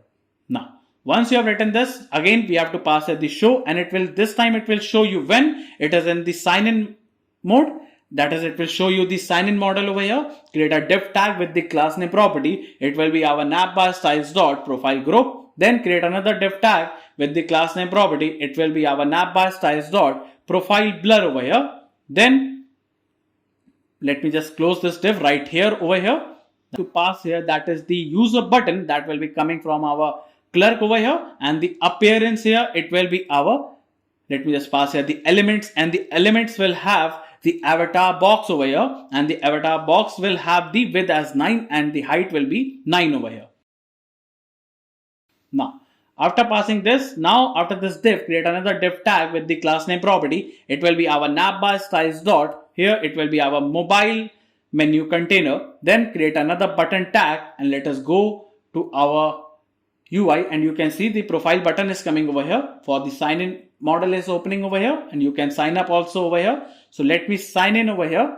So here you can sign in using the Google over here. So let me click on this and click on this continue button over here. Now, once you get signed in, you can see that is the dashboard as well as the list page is shown over here. And if you click on this, you will be redirected to that page. And if you sign out, you will be only able to see the profile page. So now it is working fine. Now inside this button tag, let us give here the type of this button will be button type. Then we are going to give the on click property over here. Now inside this, create an pass here event and create an arrow function. It will be e.stop propagation. Then we are going to pass here the set mobile open, and we have to pass here the s, and which will be not s over here. Now after this, give a class name property to this button tag. It will be our navbar_styles dot hamburger button. Now inside this, we have to pass, that is if the mobile open, in that case we have to pass here the icon as x with the class name as navbar_styles dot. It will be our x icon. Now in the else case, that is if the mobile menu is not open, in that case it will show you the menu icon with the class name as it will be our navbar_styles dot mobile, that is the menu icon. Now after writing this, let me just go to inspect, and you can see that is the toggle button is coming for the mobile view, that is for the smaller screen, it is coming over here. Now after this, here after this div, pass here that is the mobile open, and if it is open, create a div tag and let us give here the ID, and the ID will be having the mobile menu with the class name property. It will be our navbar_styles dot. Here it will be mobile overlay. Then create another div tag and let us give here the class name property. It will be our navbar_styles dot mobile backdrop. Then after this, also let us give here the on click property and create an arrow function. It will set mobile open will become false over here. Now after this div, let me close this div over here. Then create another div tag with the class name property. It will be our navbar_styles dot mobile panel. Then also let us give here the on click property, pass an event and create an arrow function. It will be our e.stop propagation over here. Now after writing this, create a nav tag and let us give here the class name property. It will be our navbar_styles dot. It will be our mobile nav. Then we have to pass here the show over here, and it will show you that is what model it will show, that is the sign in model over here, and create a button tag over here. Let us give here the on click property, and now create an arrow function over here and just pass here the handle navigate. It will navigate us to the dashboard page over here. And now let us give here the class name property. It will be our navbar_styles dot. Here it will be our mobile nav button. Now after this, pass here the icon as home with the class name property. It will be our navbar_styles dot. It will be our mobile nav icon over here. Now once you have written this, after this, create a div tag with another div tag with the class name property. It will be our navbar_styles dot. It will be our mobile nav item title over here. Then pass here the title as dashboard over here.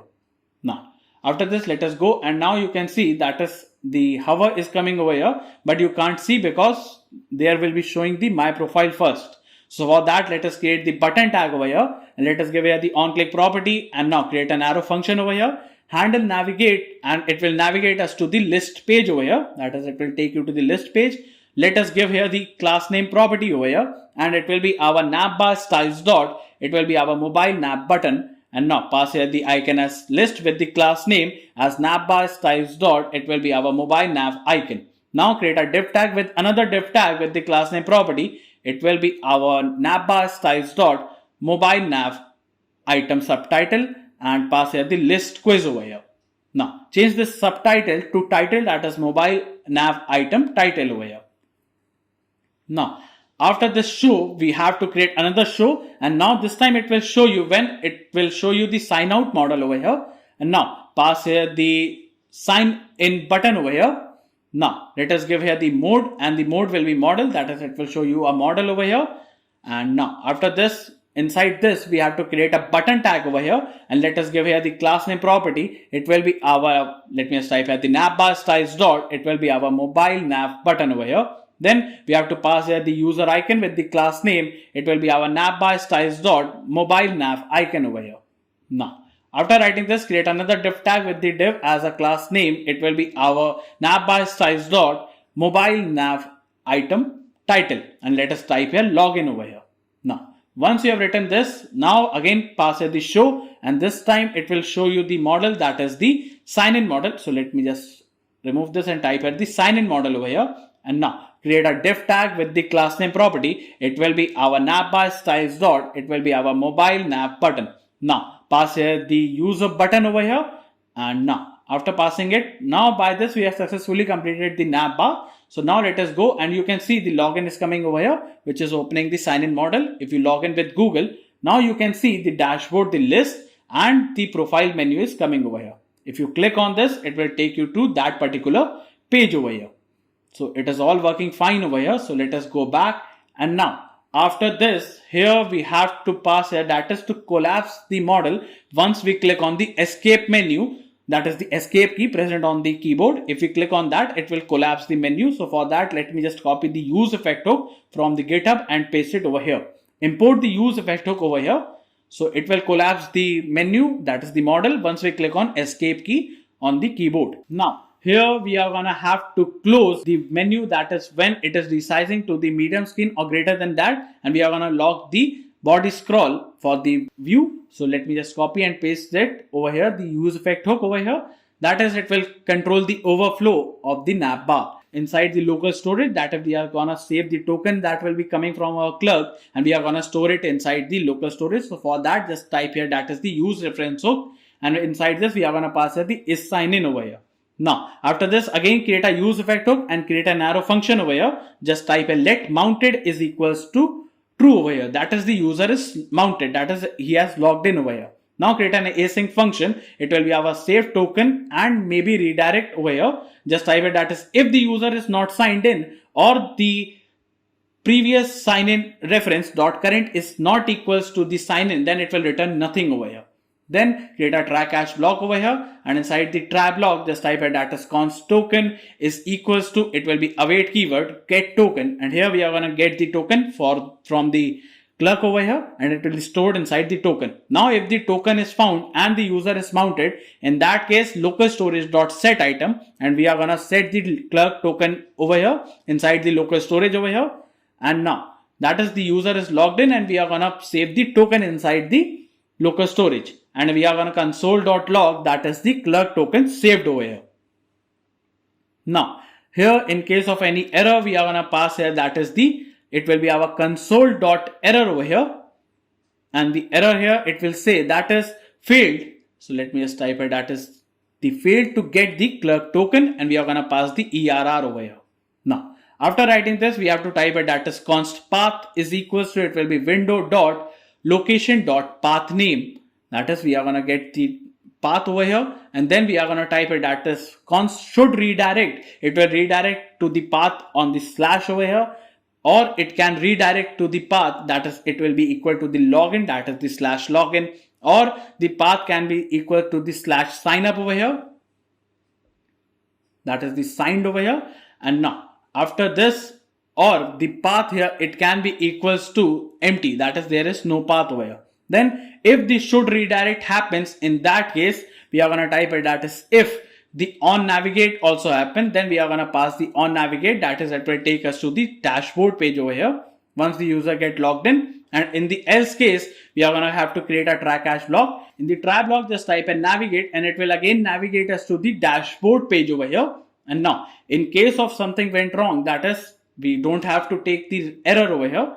But if in case something went wrong, it will be our in the catch block, that is the window.location.href, and it will again redirect us to the slash dashboards. That is in any case, we are going to get redirected to the dashboard page once the user get logged in, and the previous current will be becoming the is signed in, that is the user will be signed in over here. Now let me just close the bracket over here, and now after writing this, we have to call this function And now after this, we are going to have to return and now create an arrow function. Inside this, just the mounted will become false over here. That is, the user is not logged in over here. And again, we are going to do this for the is signed in. Then we are going to do it for the get token, then also for the navigate and on navigate over here. Now, by writing this, we have successfully completed our navbar.jsx. Now, after this, let us go back, and now here you can see it shows an error, that is, we have redirected itself to the dashboard page, and now you can't go back because you have created the logic, that is, the clerk token has been saved inside this, and you can see the token is coming over here. So here, let me just clear it and refresh it again. Now you can see that is, let me just go back to our page, and now you can see that is, it shows the clerk token is getting saved automatically and it is refreshing each time. So we can't go back to the home page until we have log out over here.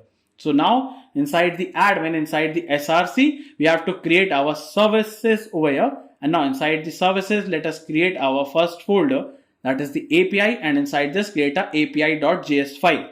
Now inside this, we have to type it that is import, and here we are going to have to import the use auth coming from our clerk React. Then type a const base underscore URL, and here we have to paste the backend URL. So for that, let us go to our Chrome and just copy this URL over here, and now just paste it over here. After the slash, it will be /API over here. Now type here export const, and let us give the name of the function as API request is equals to, it will be our async function, and inside this we have to pass here the endpoint over here. Then we have to pass here the method, and the method here, it will be equal to the get type. Then we are going to pass here the body is equals to, it will be null over here, and the token here, it will be as null over here. Now after writing this, create an arrow function. Inside this, just type a const options is equals to, and inside this we are going to pass the method with the headers over here, and the header here, it will contain the content type over here, that is the content type over here, it will be our application /JSON over here. Now after creating this option, here we have to attach the token over here. So for that, we are going to fetch if the token is found. In that case, we are going to pass the option dot header dot authorization over here. It will be equal to backtick, pass a bearer and attach the token, that is the token over here. Now again, we are going to check, that is, if the body is found, that is the user data is found. Again, the option dot body is equals to JSON dot stringify, and we are going to stringify the body, that is the JSON data will be coming from the body. Then type here that is const response is equals to await keyword, it will be our fetch, and we are going to pass here the base URL over here, that is the base URL with the endpoint over here. Here the endpoint spelling is wrong, we have to type a endpoint over here, and also we have to fix it over here, the endpoint over here. Now after writing this response, now after this, here we are going to pass the option, that is the headers and the method over here. Now if the response.ok doesn't happen, that is, if the response.ok doesn't happen, in that case we have to type here that is const error data is equals to, it will be await keyword response.json, and inside this also we have to pass here the catch block, that is, if something went wrong, it will be empty over here. Then we have to throw a new error over here, that is, it will show a new error, that is the error data dot message over here, or it will show that is API error over here. Now after writing this, we have to return a response.json, and this time it will be success over here. So we have to also create the use API. So for that, export const use API is equals to, and now create an arrow function. Inside this, type it that is const get token is equals to, we are going to get the token from the use auth over here. And now after this, type here that is the const request is equals to, it will be an async function, and inside this pass here the endpoint. Then we are going to pass here the method over here, that will be equal to the get method over here. Then we are going to pass here the body, that will be equal to the null, and now create an arrow function over here. Just type it that is const token is equals to await keyword. We are going to get the, let me just type it that is get token over here. So we are going to get the token from the clerk over here, and then we are going to return the API request with the endpoint, with the method over here, with the body, and the token will be passed over here. Now after creating this, we are going to just return the request over here, that is, this function will be returned over here. So by this, we have successfully created this. So now let us go to our pages and let us create our dashboard page.jsx, type a REFCE. Now here let me remove this div, and now here we have to open the empty fragments and let us import the navbar over here. Now let us go to our app.jsx, and now after this route we have to create the route tag, and the path here it will be on the slash dashboard over here, and the element here we are going to render, it will be our dashboard page over here. Now once you have done this, now let us go, and now you can see on the UI on the dashboard page you are coming over here. Once you get log out, you will be on the home page. So now after this, let us go to our components folder and let us create another component, that is the hero.jsx, type a RAFCE. Now let us go to our home.jsx and import the hero over here. And now let us go to our hero and let me just type a hero over here. And now let us go to our UI, and you can see that is hero is coming over here. So now let us go back and let us create the hero. So remove this div and open the empty fragments, create a div tag with the class name property. It will be our height will be screen. Then the padding from bottom will be 30 over here. Now the width will be screen over here. Then the overflow will be hidden. Then the font will be our Pacifico over here. Then the background gray 50 over here. Then it will be flex, item will be in the center, then the justify center. Then after this, now create another div tag with the class name property. Here the text will be in the center, then the padding from x-axis will be 6. Then create another div tag with the class name, as the position will be relative. It will be our inline flex over here. Then the margin bottom will be 6 over here. Then create another div tag with the class name. Here position will be absolute, insert 0. Then the rounded will be full. Then the background linear to right, that is the BG linear to right, that is from the indigo 500 via purple 500 to pink 500. Then the animate will be spin slow over here. Then it will be our blur. Let me just pass here the 2 pixel over here. Now let me just close this div over here. Now after this, give a space and now create another div tag with the class name property. Here the position will be relative, it will be flex, item in the center, then the justify center. Now width will be 24 over here. Then the height here it will be 24. Then the rounded will be full, and then the background will be white, and the text will be indigo 600. Then the shadow will be large. Now inside this, pass here the icon as graduation cap with the size of the icon will be 40 over here. Now after this, let me just give us h1 tag with the class name to this heading tag. It will be our text will be 4XL, then the font will be bold, then the text grade 900, then the margin bottom will be 2. Then just type a status, welcome to quiz master over here. Now after writing this, that is welcome to the tech quiz master. Now after this, create a paragraph tag with the class name property. Here it will be text will be large, then the text gray it will be 600. Now after this, just type a status admin panel, then manage quizzes, users and analytics over here. Now once you have written this, now after this, create a link tag over here and we have to import it. So just type a status import, and here we are going to have to import the link that is coming from our React Router DOM package over here. Now after this, inside the link, let us give here the to property. It will be taking us to the slash dashboard over here. Now the class name property, it will be text will be our medium over here. Then the text indigo 500. Then the margin top will be 6 over here. Then the font will be bold. Then it will be item will be in the center. It will be flex, justify center over here, and the gap of 2 over here with the animate as pulse over here. Then pass here that is the lock icon with the size of the icon here. It will be 16 over here. Now let me just close this icon over here.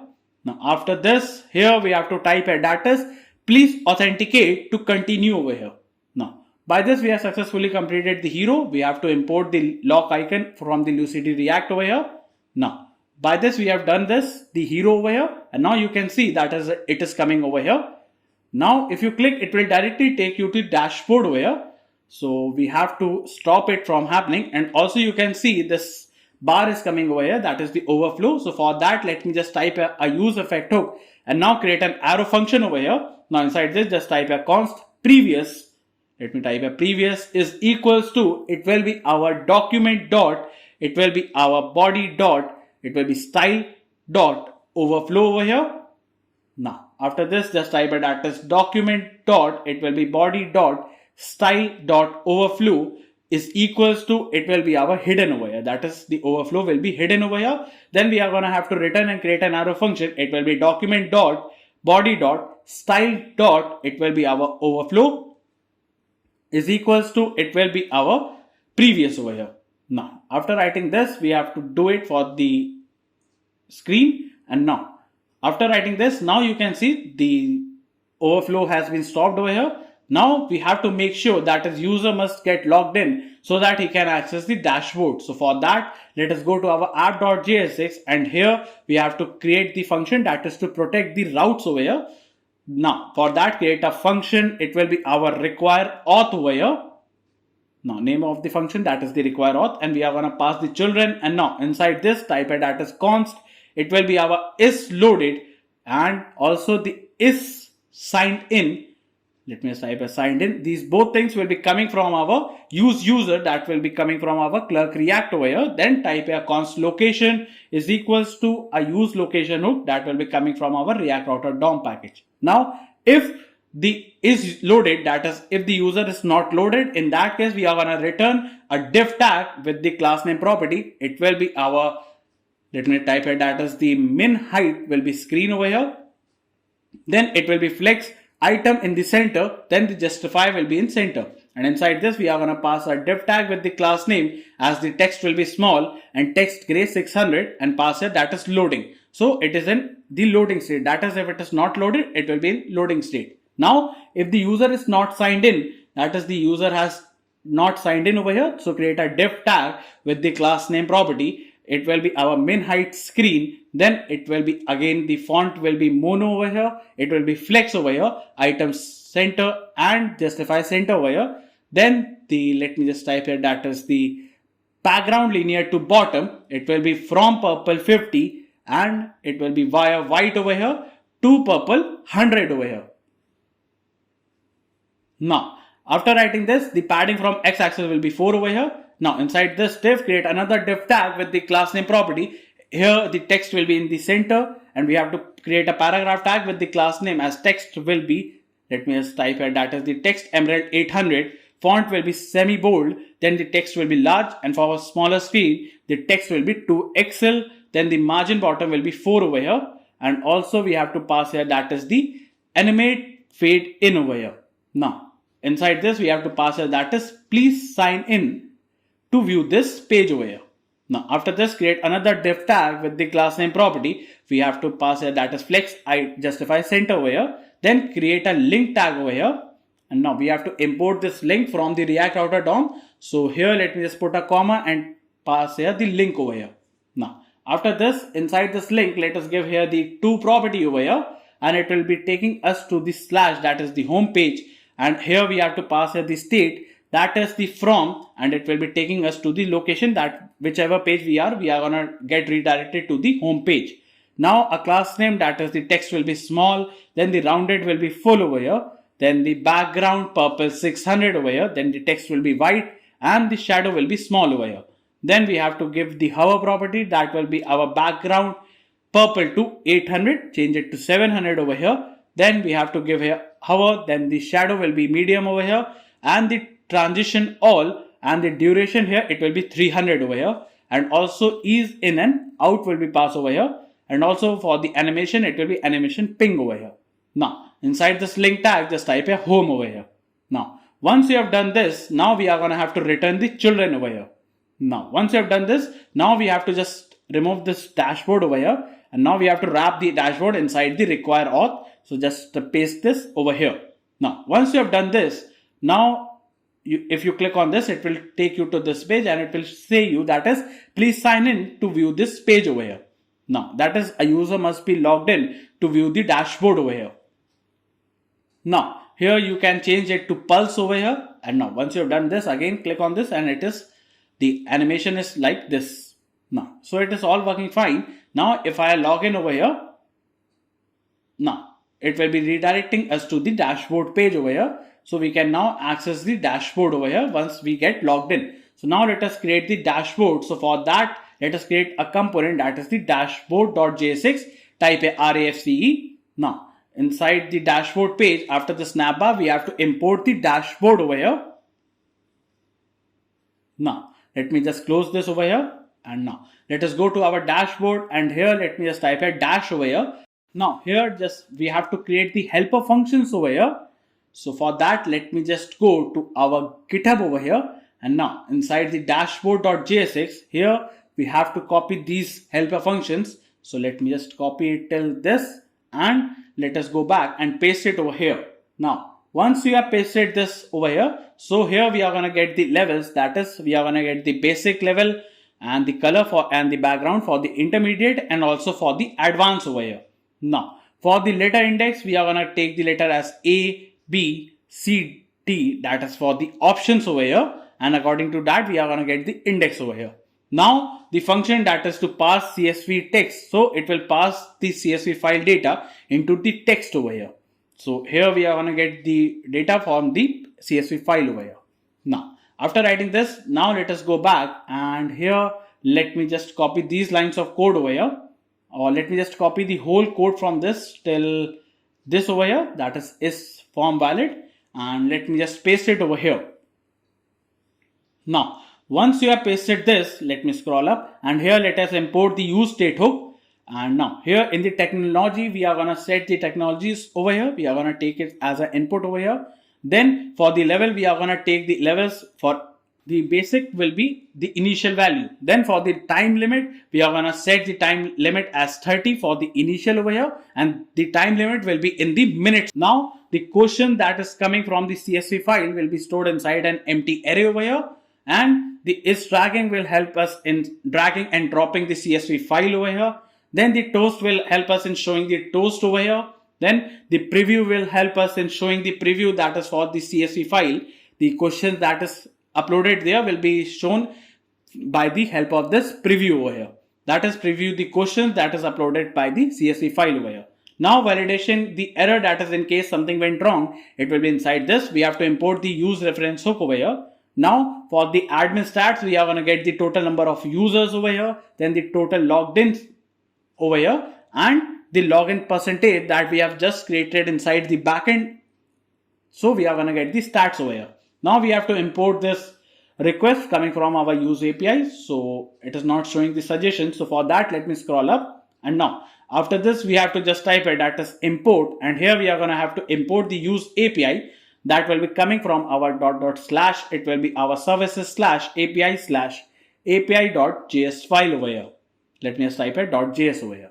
Now, after that, let me just scroll down over here. And now here we have to import the use effect hook. This use effect hook is for the total number of users over here. So here we are going to have to create this function load state. It will be an async function. Here we are going to use this route, that is the /admin /stats. How am I getting this route? Let me show you. That is inside the server.js. We have defined this /admin over here. That is the /admin and the that is the /stats. This is the route we have used to get the data. That is, it will be our get method to fetch it over here. So it is our get method and we are going to get the console.log and here we are going to fetch the total number of user, the total logged in and the login as the percentage will be calculated over here. Now, these all things will be coming from the server side and also for the toast timer here we are going to have the timer for the 4000, that is for the 4 seconds, the toast will be shown over here. Now we are going to validate each field for the form. That is, we are going to validate the technology field, the level, the time, and the time limit must be at least 1 minute. That is, the user must fill the time as 1 minute here. Then the length of the question will be checked over here and we are going to validate each field. If any of them is not filled, it will be showing you the error over here. Now here the function that is to handle drag over and drag leave will help you in dragging and dropping the CSV file over here. And also this function, the handle drop, will help you in dragging and dropping the CSV file so that you can upload it directly by dragging and dropping the CSV file over here. Now, here we can only upload the CSV file. So it is hard coded over here. That is, we can only upload the CSV file over here. Now the handle file upload will help us in uploading the CSV file over here. Now, here this function that is the process the CSV file. So this will help us in rendering the CSV file. That is the data inside the CSV file will be coming over here. And now to process the CSV file to text, that is we have to convert the CSV file data, that whatsoever data is present inside the CSV file, the options, the questions, the serial number, these all things will be inside the text over here. And by this function, we can open the CSV file and show the questions, answers value and the options, that is the ABCD, and also the inside the serial number, that is how it is saved inside the CSV file over here. Now this function that is handle submit will help us in submitting the quiz to the server side, and it will be saved inside the MongoDB over here. So for that we are going to create this function, and here we are going to have to create the payload. Inside the payload we are taking the technology, the level over here, then the time limit, then the question, number of questions over here, and the length of the question, that is total number of questions over here. Now we are going to use this /admin/upload, that is this route we have defined over here. So let me just open the server.js over here. That is this route /admin over here. And now to get this upload quiz, that is it will be our post method. It will be done on this route. So let me just go back, and it will be our post method, that is it is a creation method, and we are going to pass here the payload over here. Now once we have done this, we are going to set the form as back to its initial value, that is the reset form over here. So it will take the back to its initial value, that is all the field will be empty over here. Now this function we have created later on, that is this function, the reset form. So this is the similar function we have defined above. So let me just cut this or just copy it and paste it over here. That is this function will help us in taking the value to the initial over here. Now form value to the initial. Now here we are going to validate that is the form is valid or not, that is each field is filled or not, and these are the terms by which we can verify that is the form is valid or not. Now for the UI, create a div tag and let us give here the class name property. It will be our, for that let me just scroll up, and we have to import the styles. So for that, import the dashboard styles coming from our dummy styles.jsx, and here we are going to use these CSS property for our this particular component, that is the dashboard over here. So now let me just cut this over here and remove this .jsx over here, and let me scroll down. And now for the UI here inside the class name, let me just type here that is the dashboard styles dot, it will be page. Then create another div tag with the class name property. It will be our dashboard styles dot, it will be container. Then create another div tag with the class name property. It will be our dashboard size dot header wrapper over here. Then create another div tag with the class name property. It will be our dashboard size dot header inner over here. Then inside this, create another div tag with an h1 tag with the class name property. It will be our dashboard size dot. It will be our title over here. Now let us give here the title as text quiz master over here. Now after writing this, let us go on the UI. You can see that is tech quiz master is coming over here. And now let us go back to our VS Code. And now here after this div, create another div tag with the class name property. It will be our dashboard styles dot grid. Then inside this, create another div tag with the class name. Here it will be our dashboard styles dot main column over here. Then create another div tag with the class name. Here it will be our dashboard styles dot card over here. Then inside this, create a h2 tag with the class name property. It will be our dashboard styles dot card title. And let us give the title as, it will be our create new quiz over here. Now after writing this, here we have to create another div tag with the class name property. It will be our dashboard styles dot form fields. Then we have to create another div tag with the label tag over here, and let us give the class name property. It will be our dashboard styles dot label. Now let us give here the label as, it will be our technology name over here. Now after writing this, we have to create an input tag over here. The type here, it will be text. The value here, it will be technology. Then the onChange property, pass an event and create an arrow function. Inside this, we have to set technology here. It will be event dot target dot value over here. Now after writing this, we also have to pass the set validation error will be, type the previous and create an arrow function. Inside this, we have to pass the dot dot dot previous, and also the technology will have the empty over here. Now the placeholder, and the placeholder will say that is example JavaScript, React or Python over here. we can type here anything in the technology, then give the class name property. It will be backtick, pass here the dashboard styles dot input base, and now inside this we have to pass here that is the validation error dot technology. If it is, then in that case it will be dashboard styles dot input error border. In the else case it will be dashboard styles dot input normal border over here. Now after writing this, we have to pass here the validation errors. Let me just type it, that is the validation error over here. Now dot technology, and in that case we have to create a paragraph tag with the class name property. It will be our dashboard styles dot, it will be our error message over here. And now pass here the icon as alert circle with the class name property. It will be our dashboard styles dot error icon over here. Now we have to pass here the validation errors dot technology over here. Now once you have done this, now on the UI you can see this technology field is coming over here, and if you type here something, it will be written over here. Now after this, create another div tag with another label tag with the class name property. It will be our dashboard styles dot label. Now inside this, just pass here that is the difficulty level over here. Now after writing this, after this label tag, we have to create another div tag with the class name property. It will be our dashboard styles dot, it will be our level grid.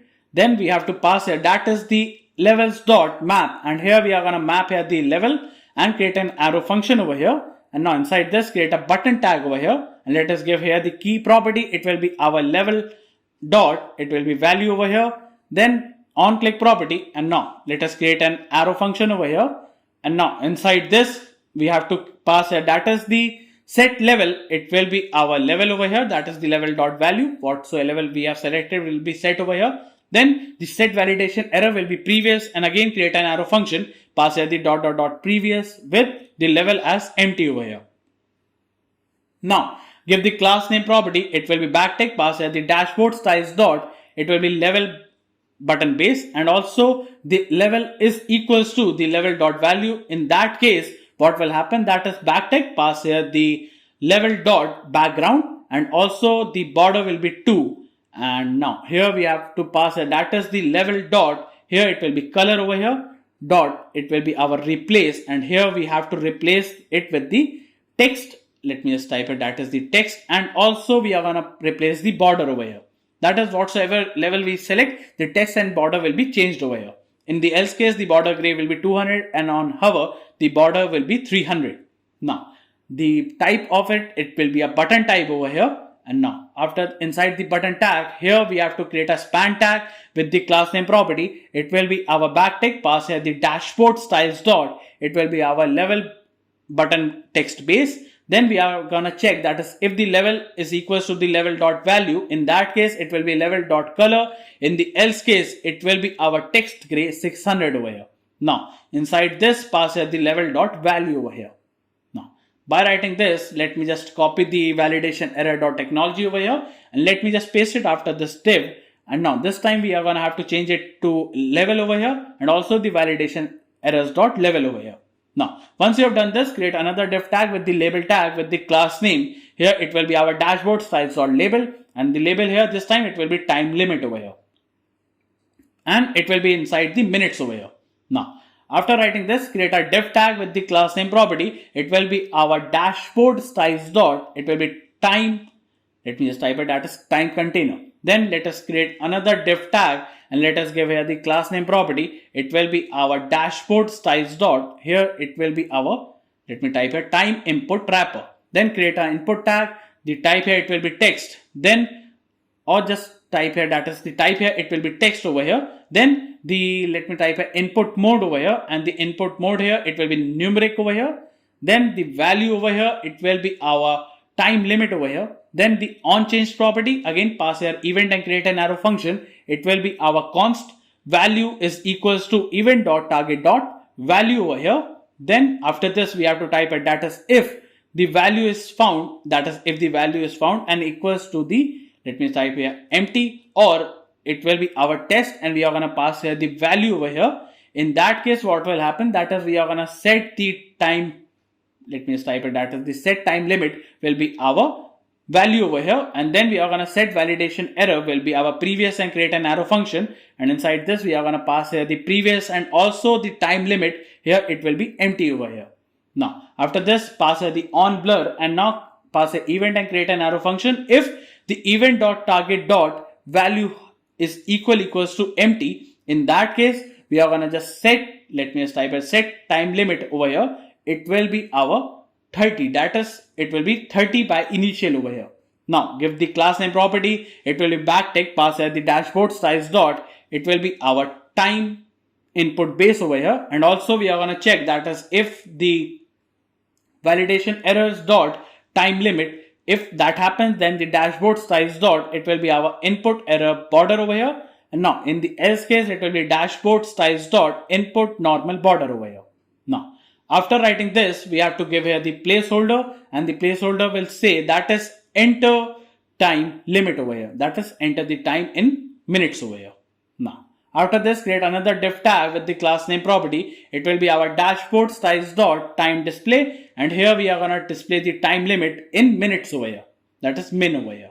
Now after writing this, we have to create another div tag with the class name property. It will be our dashboard size dot time hint. Now we are going to pass here the icon as alert circle.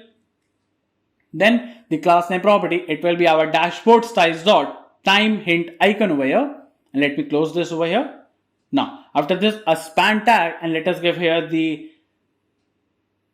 time, that is time allocated per participant to complete the quiz over here. So the time we are going to allot will be for the completion of the quiz, that in this time he can complete it over here. So just paste the thing we have copied above, and let me just change it to time limit over here. Now once you have done this, now for the CSV file, you can see on the UI it is showing 30 minutes over here, and if I change it, it will show you that is 3 minutes over here. Now according to the difficulty level, the border gets changed and the background is also changing. Now let us just copy this function, let me just copy it till here from the GitHub, and let me just paste it over here for the CSV file.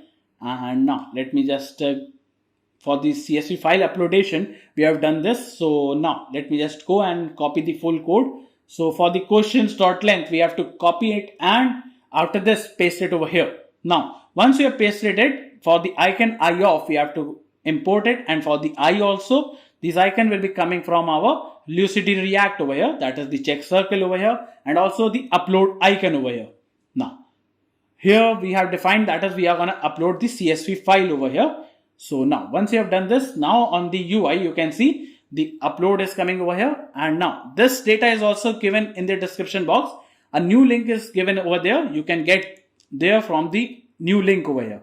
Now create a button tag over here inside the div tag and give a on click property. It will be our handle submit over here. This time it will be disabled when it will be not in the, that is if it is the not in the form valid, then it will be disabled over here. Then the class name property, it will be dashboard styles.submit base, and then we are going to check that is form valid. In that case, this dashboard styles dot, it will be our submit valid. In the else case, the dashboard styles dot submit invalid. That is all the fields are filled, then this form will be valid. If not filled, it will be not valid. Now create a div tag, that is we are going to check that is if the form is valid, it will be dashboard styles dot submit inner, and inside this pass here that is create quiz over here. Now after writing this, here let us pass here the icon, that is the chevron right, with the class name property. It will be our dashboard styles dot, it will be our success icon over here, or it can change it to submit icon over here. Now after writing this, here in the else case we have to pass here that is fill all fields over here, that is we have to fill all the fields to continue over here. Now once you have written this, now you can see that is it shows that is fill all fields to continue. So let me fill all the fields over here. So let me give the technology name as Python, and basic level it will be for 3 minutes, and let me just select the Python basic over here, and now you can see it is valid, that is we can create a quiz. So now for the preview over here, so that is to get the preview of the questions we have uploaded by the CSV file. So we have to type it that is show preview, and the question dot length, if the question dot length is greater than 0, and in that case we can only see the preview, that is the length of the question is greater than 0, then only. So the class name will be our dashboard size of preview card. Then another div tag with the class name property, it will be our dashboard size dot preview header. Then create another div tag with an h3 tag. Let us give here the class name property. It will be our dashboard size dot preview title. Then let us give here the title as questions over here, that is the questions preview. Then after this, create a paragraph tag with the class name property. It will be our dashboard styles dot preview subtitle, and let us give here the paragraph as review all questions before creating the quiz over here. Now after writing this, you can see that it is present on the UI. So now let us go back, and now after this div, create another div tag with the class name property. It will be our dashboard styles dot preview right. Then create another div tag with the class name property. It will be our dashboard styles dot, it will be our time batch. Then pass here the icon as clock with the class name. It will be our dashboard styles dot time batch icon over here. Then create a span tag with the class name property. It will be our dashboard styles dot, it will be our time batch text. And here let us give here the text as time limit, and it will be in minutes total over here. That is the total number of minutes over here. Now, after this, create another span tag with the class name property. It will be our dashboard styles dot count badge over here. Then we have to pass here the questions dot length, that is how many questions are present inside the CSV file will be calculated over here. Now, you can see that it is showing the 3 minutes total and 30 questions, that is the limit, that is the question length over here. Now, after this, let us go to our GitHub, and here let me just copy this div over here, and let me just copy it till this, and now let us go back and paste it over here. Now, once you have pasted this, here we will be getting the, let me just go back and let me correctly copy it, and this time let me just copy it till this, and let me paste it over here. Now, once you have pasted this, here it will show you the correct answers over here. And we have already imported this icon, and now you can see that it will show you the questions length over here and the question preview. Now after this, you can, let me just again upload the quiz, and now you can see that is the questions preview are coming over here.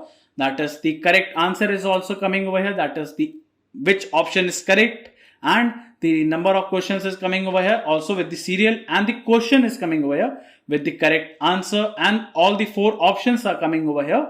And the correct answer is, for this question, it is A1. Now, similarly for the 27th number of question, it will show you that is for the serial number of 27. The question is coming over here, the answer is A1, and the question is over here, the 27th out of 30 over here. Now, so this is the whole preview that we are going to get. And now, after writing this, now after this div, let us go back for the right side. That is for the right side content. Here, we have to just copy this div, and let me just copy it till, let me scroll up, and let me just copy it till this over here, and now paste it over here. Now, once you have pasted this, here let us go, and it will show you the error, and the error will say that is users is not defined, that is we haven't imported the icons. So let me scroll up, and we have already imported the clock over here. Let me scroll up, and the bar chart, we have to import it over here. Then we have to import the users icon over here. Now, once you have imported the user icon, now let us go back, and now you can see that is it will show you the total number of registered users on the right side. Then the quick tips sections over here, it is present over here. That is, this is the total number of registered user we have registered over here. Then the quick tips section and the quiz summary that we are gonna create will be coming over here. Now, after writing this, let me just scroll down, and now after this div over here, now let us go back for the toast over here. We have to just copy the toast over here, and after copying it, paste it over here.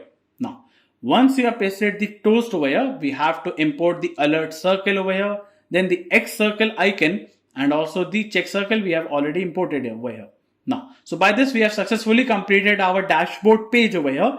So now let us go back and test the dashboard. So for that, let me give here the technology name as HTML. Now, the time limit will be 3 minutes. The level is basic, and we have to upload the basic CSV file over here. Now, once the file gets uploaded over here, here we can see the summary as HTML as the technology name. The level is basic. Time limit is 3 minutes. total number of question is 30 and status is ready.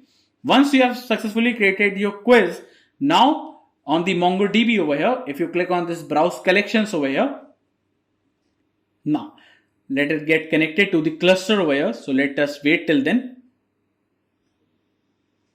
Now, once it gets connected inside your tech quiz over here, inside the users, you can see that is the user that we have created is present over here. That is the user we have just created and have the clerk ID over here, and also the full name is present over here. And the role over here, it is the admin role that we have defined inside the webhook. It is that hook we have created over here. Now, for the quiz, we can see the number of questions are coming over here, and the question contains the options and the correct answer, that is the answer key. That is for that particular question, the answer key is present over here. Now, after writing this, now let us go to our list page and let us create this list page to see the quiz we have created. So for that, inside the pages, let us create our list page.jsx and type a RAFCE. Now, inside, let me remove this div and open the empty fragments. And let me just type here the navbar first, and let me just cut this navbar from here and open the empty fragment and paste it over here. Then we have to go to our components and let us create our list page, that is the list.jsx, and type here RAFCE. Now let us go to our list page and import the list over here that we have just created inside the components, and let me just close this over here. Now, once you have done this, let us go to our app.jsx, and here after this route we have to create another route tag, and the path here, it will be on the slash list over here, and the element we are going to render, it will be inside the require auth over here. And now we are going to pass here the list page over here. Now let me close this route tag over here. Now let us go back, and now on the list page you can see the navbar is coming over here. So now let us go to our list.jsx and let me just type a list, and let's go back, and now you can see that a list is coming over here. So now let us go and let us create the list page. So for that, let me just type here that is import. Here we are going to have to import the list page styles coming from our dummy styles, and here we are going to use these CSS property for our this particular component, that is for the list page. We are going to use these CSS property over here. Now, after writing this, here let me just go to our dashboard over here, and here let me just copy this import for the use API and paste it over here. So now inside the GitHub, inside the list page.jsx, let me just copy these lines of code and paste it over here.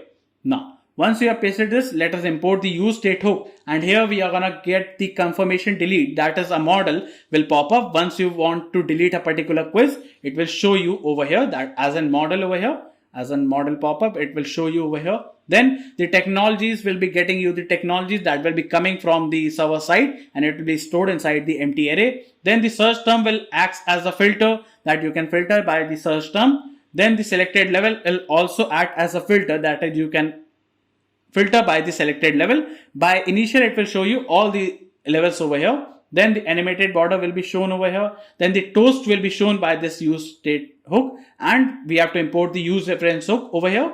Now, after this, let us go back, and now here for let us create the function that is to fetch the technologies coming from our server side. So for that, create a use effect hook and create an arrow function. Inside this type it that is the const load quizzes is equals to an async function. And now inside this, let me create an arrow function over here, and inside this create a try catch block over here. Now inside the try block, just type it that is the const data is equals to await keyword. It will be our request, and we are going to pass here the slash admin slash quizzes over here. Now, how am I getting the slash admin slash quizzes? So inside the server.js, we have defined the slash admin over here, and for the quizzes, that is to get all the quizzes, we have defined this route slash quizzes. So it will be showing you the all the quizzes over here. Now, after writing this, we have to go to our GitHub over here, and let me just copy this formatted over here and paste it over here. So now for the formatted, that is for the quiz, we are going to get the quiz ID, that is the MongoDB ID, then the name of the quiz, then the level of that particular quiz, then the time limit, then the number of questions that quiz has, then the when it was uploaded, it will be coming over here. Then we have to import this icon, the CPU icon over here. Now, after writing this, here we have to type it that is the set technologies will be formatted over here. Now, after writing this, in case of error, that is the ERR, we have to pass as the console.log, and the log will say that is fetch error, and we are going to pass as the ERR over here. And now after this, we are going to have to pass as the load quizzes, and we are going to do it for each time we reload the page over here. Now after this, let us go back and let me just copy this use effect hook over here and paste it over here. Now this time it will be for the animated border for that particular quiz, that is for some UI part, that is for the however it will be used for this. Now to delete a particular technology, just type a const delete technology is equals to an async function, pass as the ID, and now create an arrow function, create a try catch block over here. Now inside the try block, just type a that as the const, it will be our tech to delete is equals to technologies dot find, and here we are going to find the technology by the technology.id, that is the tech.id is equal to that particular ID. Now we have to pass at the await keyword, it will be our request, and we are going to pass the request to the backtick, pass at the /admin/quiz/ it will be for that particular ID we are going to delete it, and it will be our delete method over here. Now we are going to just set the technologies as the previous, and now create an arrow function. Inside this, we are going to pass at the previous dot filter, and here we are going to filter that particular technology, and we are going to pass that is the tech.id is equals to the, let me just type it, that is not equals to that particular ID. Now let me just type it not equals to the that particular ID. If that is the case, we are going to just set the technology that is that particular ID has been deleted over here. How am I getting this route? Again, the /admin is coming from our server.js that we have defined, and to delete we are using this /quiz/id. Why we are using the ID? So that we can delete a particular quiz over here, and it will be our delete method, so it is a delete method over here. Now after writing this, here we have to just type it, that is we are going to set the toast, and the toast we are going to show that is the visibility. Here it will become true, that the toast will be visible over here, and the message here the toast will carry, that is it will say that is that particular tech to delete, that is that particular tech name or the item. If the name is not found, it will be item deleted successfully. Now also the type of the toast will be success type, that is it will show you the success type toast over here. In case of any error, we are going to pass at the console.error, and the error will say that is delete error will happen over here, and we are going to pass at the ERR over here. And now after writing this, here we have to type here that is the const, it will be our close toast, so we are going to close the toast and create an arrow function over here. Inside this, we are going to type here that is if the toast time reference dot current, then we are going to just pass here the clear timeout over here, and now we are going to pass here the toast time reference dot current over here. Now we are going to just set the toast, and the set toast will be our toast, and create an arrow function. Inside this, we are going to pass here the our dot toast, and also we are going to pass here the visibility, it will convert itself to our false over here, that is the toast will be closed, so the visibility will be false over here. Now after writing this, now let us go to our GitHub over here, and let me just copy these lines of code over here. Let me just copy it and let me just paste it over here. Now once you have pasted this, here we are going to get the level of color, that is what level of color we are going to get it over here for the basic, intermediate and advanced. And for the level of icon, we are going to get it, we have to import each icon for the basic, for the advanced and for the intermediate. Now for the format upload date, so this will be giving you the output according to the date, month and year over here. And to filter, we can filter the technology by the name over here, and also by the level, that is it can be basic, advanced or intermediate over here. Now that is, let me just add a comment, that is filter by level or by name we can do it. So now for the UI part, now create a div tag with the class name property. It will be our list page styles dot page over here. Then create a style tag, and inside this pass here the list page styles dot, it will be custom CSS over here. Then after this, create another div tag with the class name property. It will be our list page styles dot, here it will be container. Then create another div tag with the class name property. It will be our list page styles dot header wrapper over here. Then create another div tag with the class name property. It will be our list page styles dot, it will be header inner. Then inside this, pass here the h1 tag with the class name property. It will be our list page styles dot title, and the title will say that is tech quiz master over here. Now After this, we have to create a paragraph tag with the class name property. It will be our list page size dot subtitle, and let us give here the paragraph as create, manage and review technology quizzes with an intuitive, responsive layout over here. Now, after writing this, here, let me just, after this div, create another div tag and let us give here the class name property. It will be our list page size dot, it will be our search container. Then create another div tag with the class name property. It will be our backtick, pass here the list page styles dot, it will be our animated border base, and inside this we have to also pass, if the animate border is happening, it will be list page styles dot animate border active, in else case it will be empty. Now let me just close this div right here.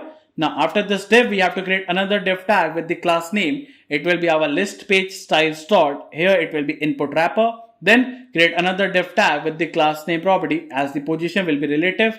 Then pass here the icon as search icon. Now let us give here the class name property. It will be our list page styles dot search icon over here.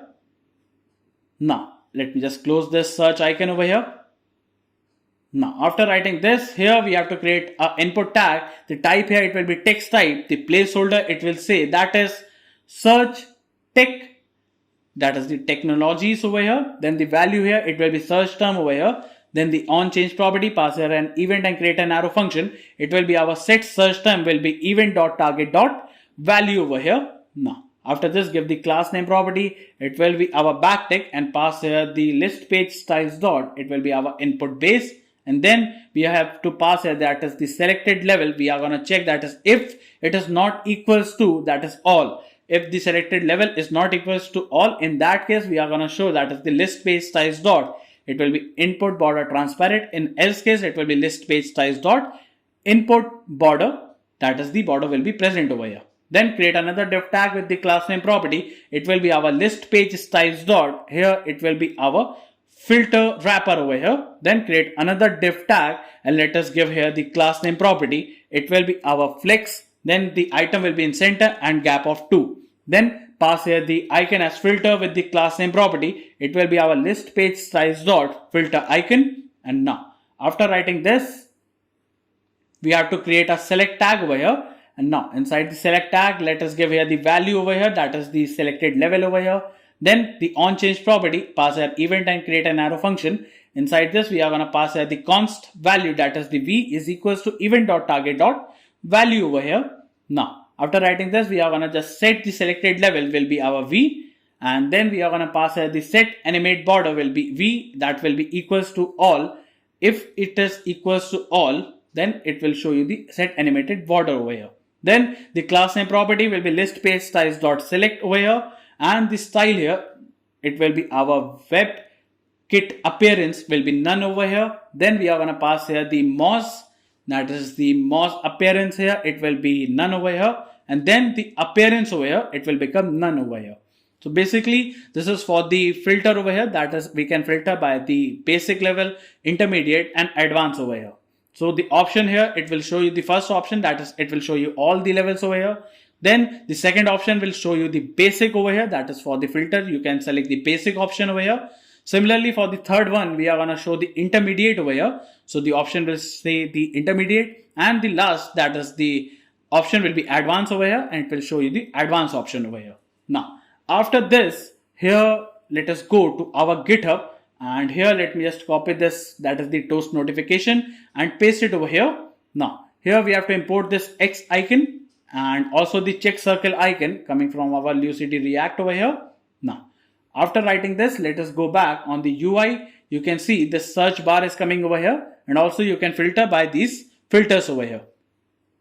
Now, after writing this, after this div, let us create another div tag with the class name property. It will be our list page size dot grid. Then we have to pass here the filter technologies dot map, and here we are going to map the tech with the index over here and create an arrow function. And inside this, we have to create a div tag with the key property as tech.id over here. Then the class name property, it will be our list page size dot, it will be our card group. Then we have to give here the style, and inside the style we are going to pass here the animation delay. It will be backtick, pass here the index, that will be multiplied by 70, and it will be ms over here. Now create another div tag with the class name property. It will be our list page size.card. Then another div with the class name property. It will be our backtick, pass here the list page size.card header. Then we are gonna also pass here the text.color over here. Now after writing this, create another div tag with the class name. It will be our list page size.card header inner. Then inside this another div tag with the class name. It will be our list page size dot. Here it will be our card header left.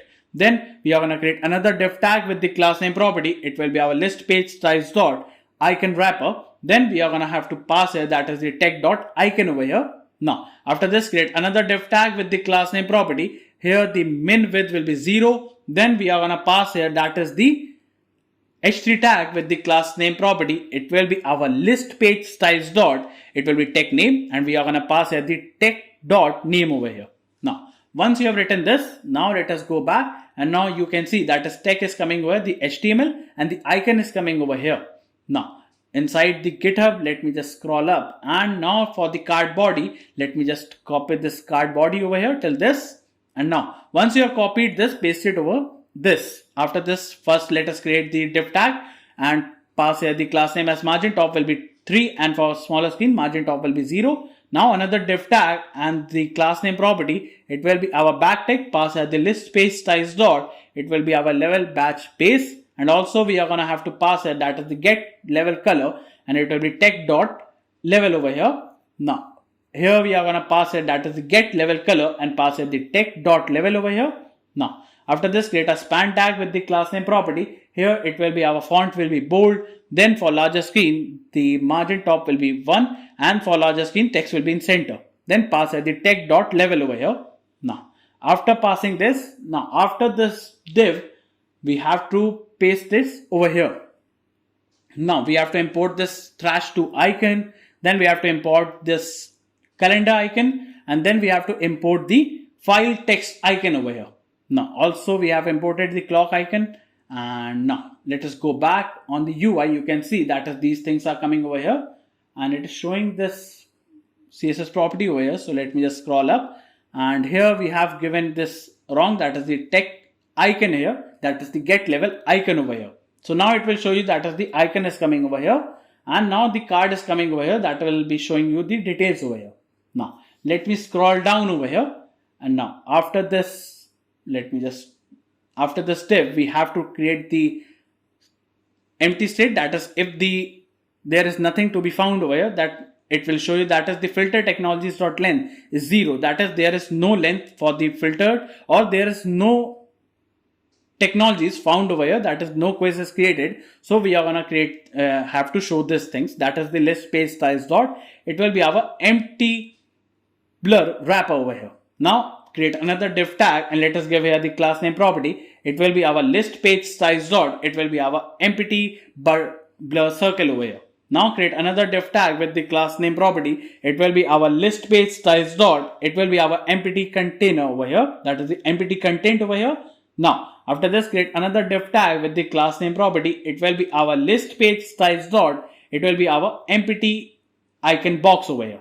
Now pass here the icon as, let me just pass here the icon as file text with the class name property. It will be our list page size dot. Here it will be our empty icon over here. Now let me just close this icon over here. Now after this div, create a h3 tag with the class name property. It will be our list page size dot empty title, and let us give here the title as no technologies found over here. Now after this, a paragraph tag with the class name property. It will be our list page size dot empty text over here. Now pass here the search term, and or it can be shown that is the selected level is equals to, that is not equals to, that is all over here.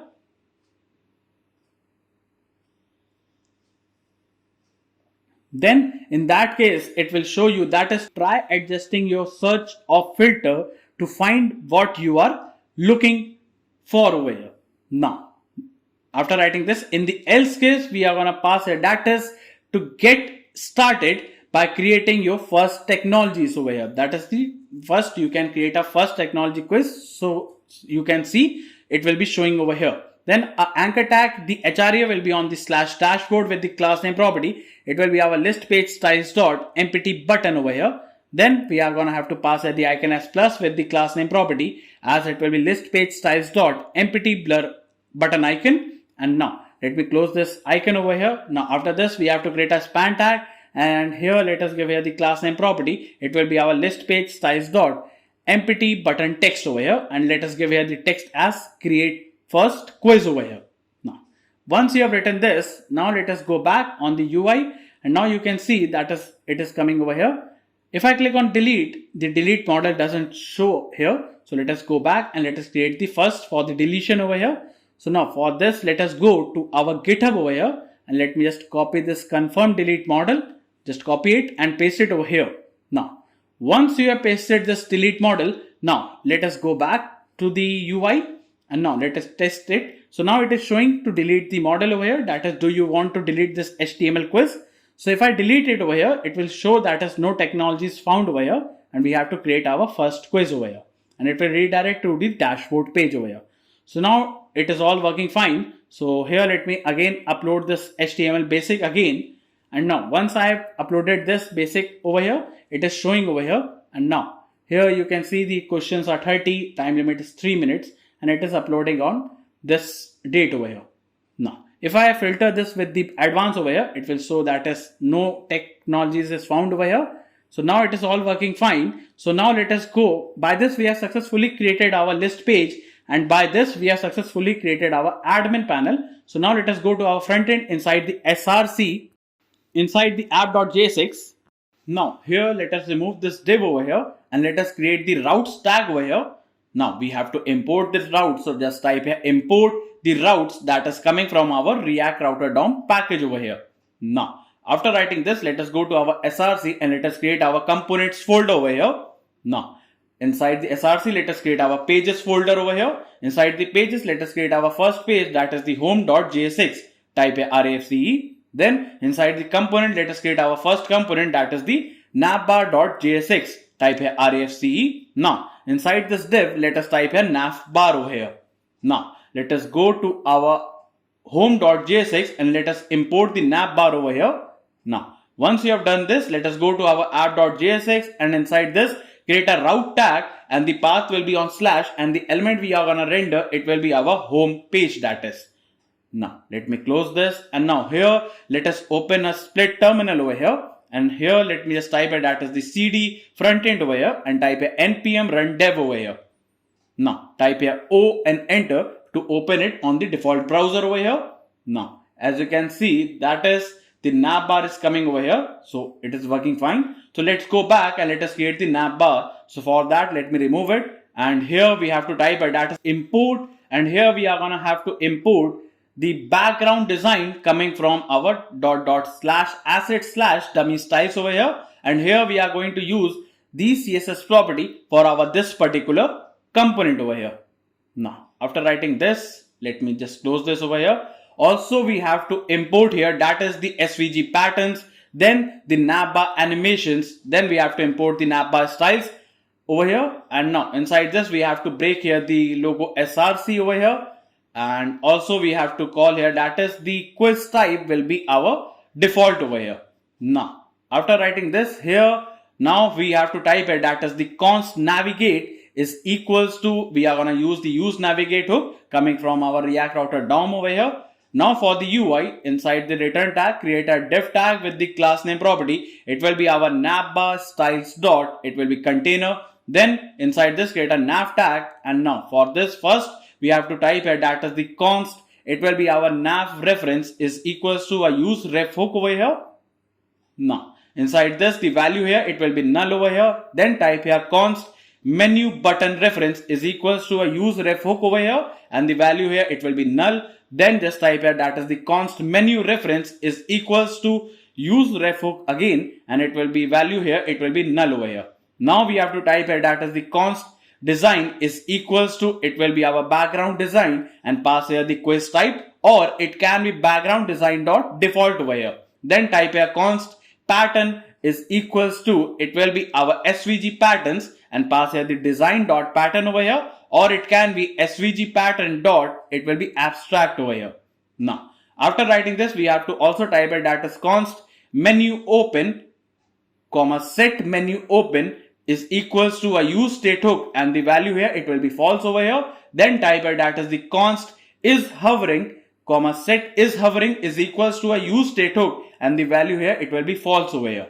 Now inside the nav tag, here pass the reference as it will be our nav reference with the class name property as it will be our nav by styles dot, it will be nav, and here pass the design dot, it will be our border color over here. Also is hovering will be passed over here. Then the on mouse enter over here, let me just type here that is the on mouse enter, and inside this create an arrow function over here, and we are gonna set is hovering will become true over here. Then on mouse leave over here, again create an arrow function and just type a set is hovering will become false over here. Then create a div tag with the class name property, it will be our nav by styles dot, it will be pattern container. Then create another div tag with the class name property, it will be our nav by styles dot, it will be pattern layer. Then inside this pass the style, that is the, let me just type a that is here, it will be our background image, and that will contain here the pattern over here. And then we are gonna also pass here the nav by styles dot background pattern style over here. Now let me just cut this div over here and close this div right here. Now after this, let's go, and now on the UI you can see a sleek line is coming over here. So now let's go back, and now after this div create another div tag with the class name property, it will be our nav by styles dot in a container. Then create another div tag with the class name as nav by styles dot, it will be flex container. Then create another div tag with the class name property, it will be our nav by styles dot, here it will be our logo section. Then create a button tag over here, and let us give here the on click property and create an arrow function over here. Now it will be our go to, and here it will take us, let me just pass here the slash, that is it will take us to the home page, and let us define this go to function. So for that just type it that is the const go to is equals to, and here pass here the path and create an arrow function over here. Here we are gonna get navigated itself to our path over here, and also we are gonna set menu open will become false over here. Now once you have written this, let me scroll down, and now here let us give here the class name property, it will be our nav by styles dot, it will be our logo button. Now inside this let us type here the image tag, and let me just remove this over here. Now let us go to our GitHub over here. Now you can see the patterns coming over here. So inside the GitHub, inside the front end, the navbar.jsx, here let me just copy the src with the alternate and paste it over here. Now once you have pasted this here on the front end, you can see the icon is coming over here, and also the background is coming over here for the navbar. So now let us go back, and now after this div create another div tag with the class name as navbar styles dot, it will be our title container. Then another div tag with the class name property as navbar styles dot, it will be our title wrapper over here. Now inside this another div tag with the class name property, it will be our navbar styles dot, it will be title box. And now here create an h1 tag with the class name property, it will be our navbar styles dot, it will be our title text, and here we are going to pass the design dot, it will be our text color. Now inside this just create a span tag with the class name property, it will be our navbar styles dot, it will be title gradient, and let me just type it that as the tech quiz master over here. Now once you have written this, let's go back, and now on the UI you can see the tech quiz master is coming over here. So now let us go back, and now after this create another div tag with the class name property, it will be our navbar styles dot desktop buttons. Then here we are gonna have to pass here the show, and we have to import this show. So let me just type it that is import this show, and it will be coming from our @clerk React. Now let me scroll down, and now here show, and here we are gonna show when it will show you the model, that is it will show you when we are gonna sign out over here. So now let me close this, and inside this we are gonna have to pass the sign in button over here. Then the mode here, it will be our model type, and now inside this we have to create a button tag over here, and let us give the class name property, it will be our navbar styles dot, here it will be our, let me type here button base, and inside this we are gonna pass the design dot accent color over here. Now after writing this inside the button tag, just type here the my result over here. Now once you have written this, let's go back, and now it won't show you because we have to log out first. So for that, let me just create another show button. It will show you when it is in the sign in state, that is we are gonna signed in. So create a button tag and let us give here the on click property and create an arrow function. Here it will be taking us to the navigate. It will take us to the slash result page with the class name as the nav by styles dot. It will be our button base, and here we are gonna pass as the design dot ascent color over here. Now here we are gonna pass as the my result over here. Now, once you have passed my result, let us go back, and now you can see the my result is coming over here, and once click, it will take you to that particular page over here.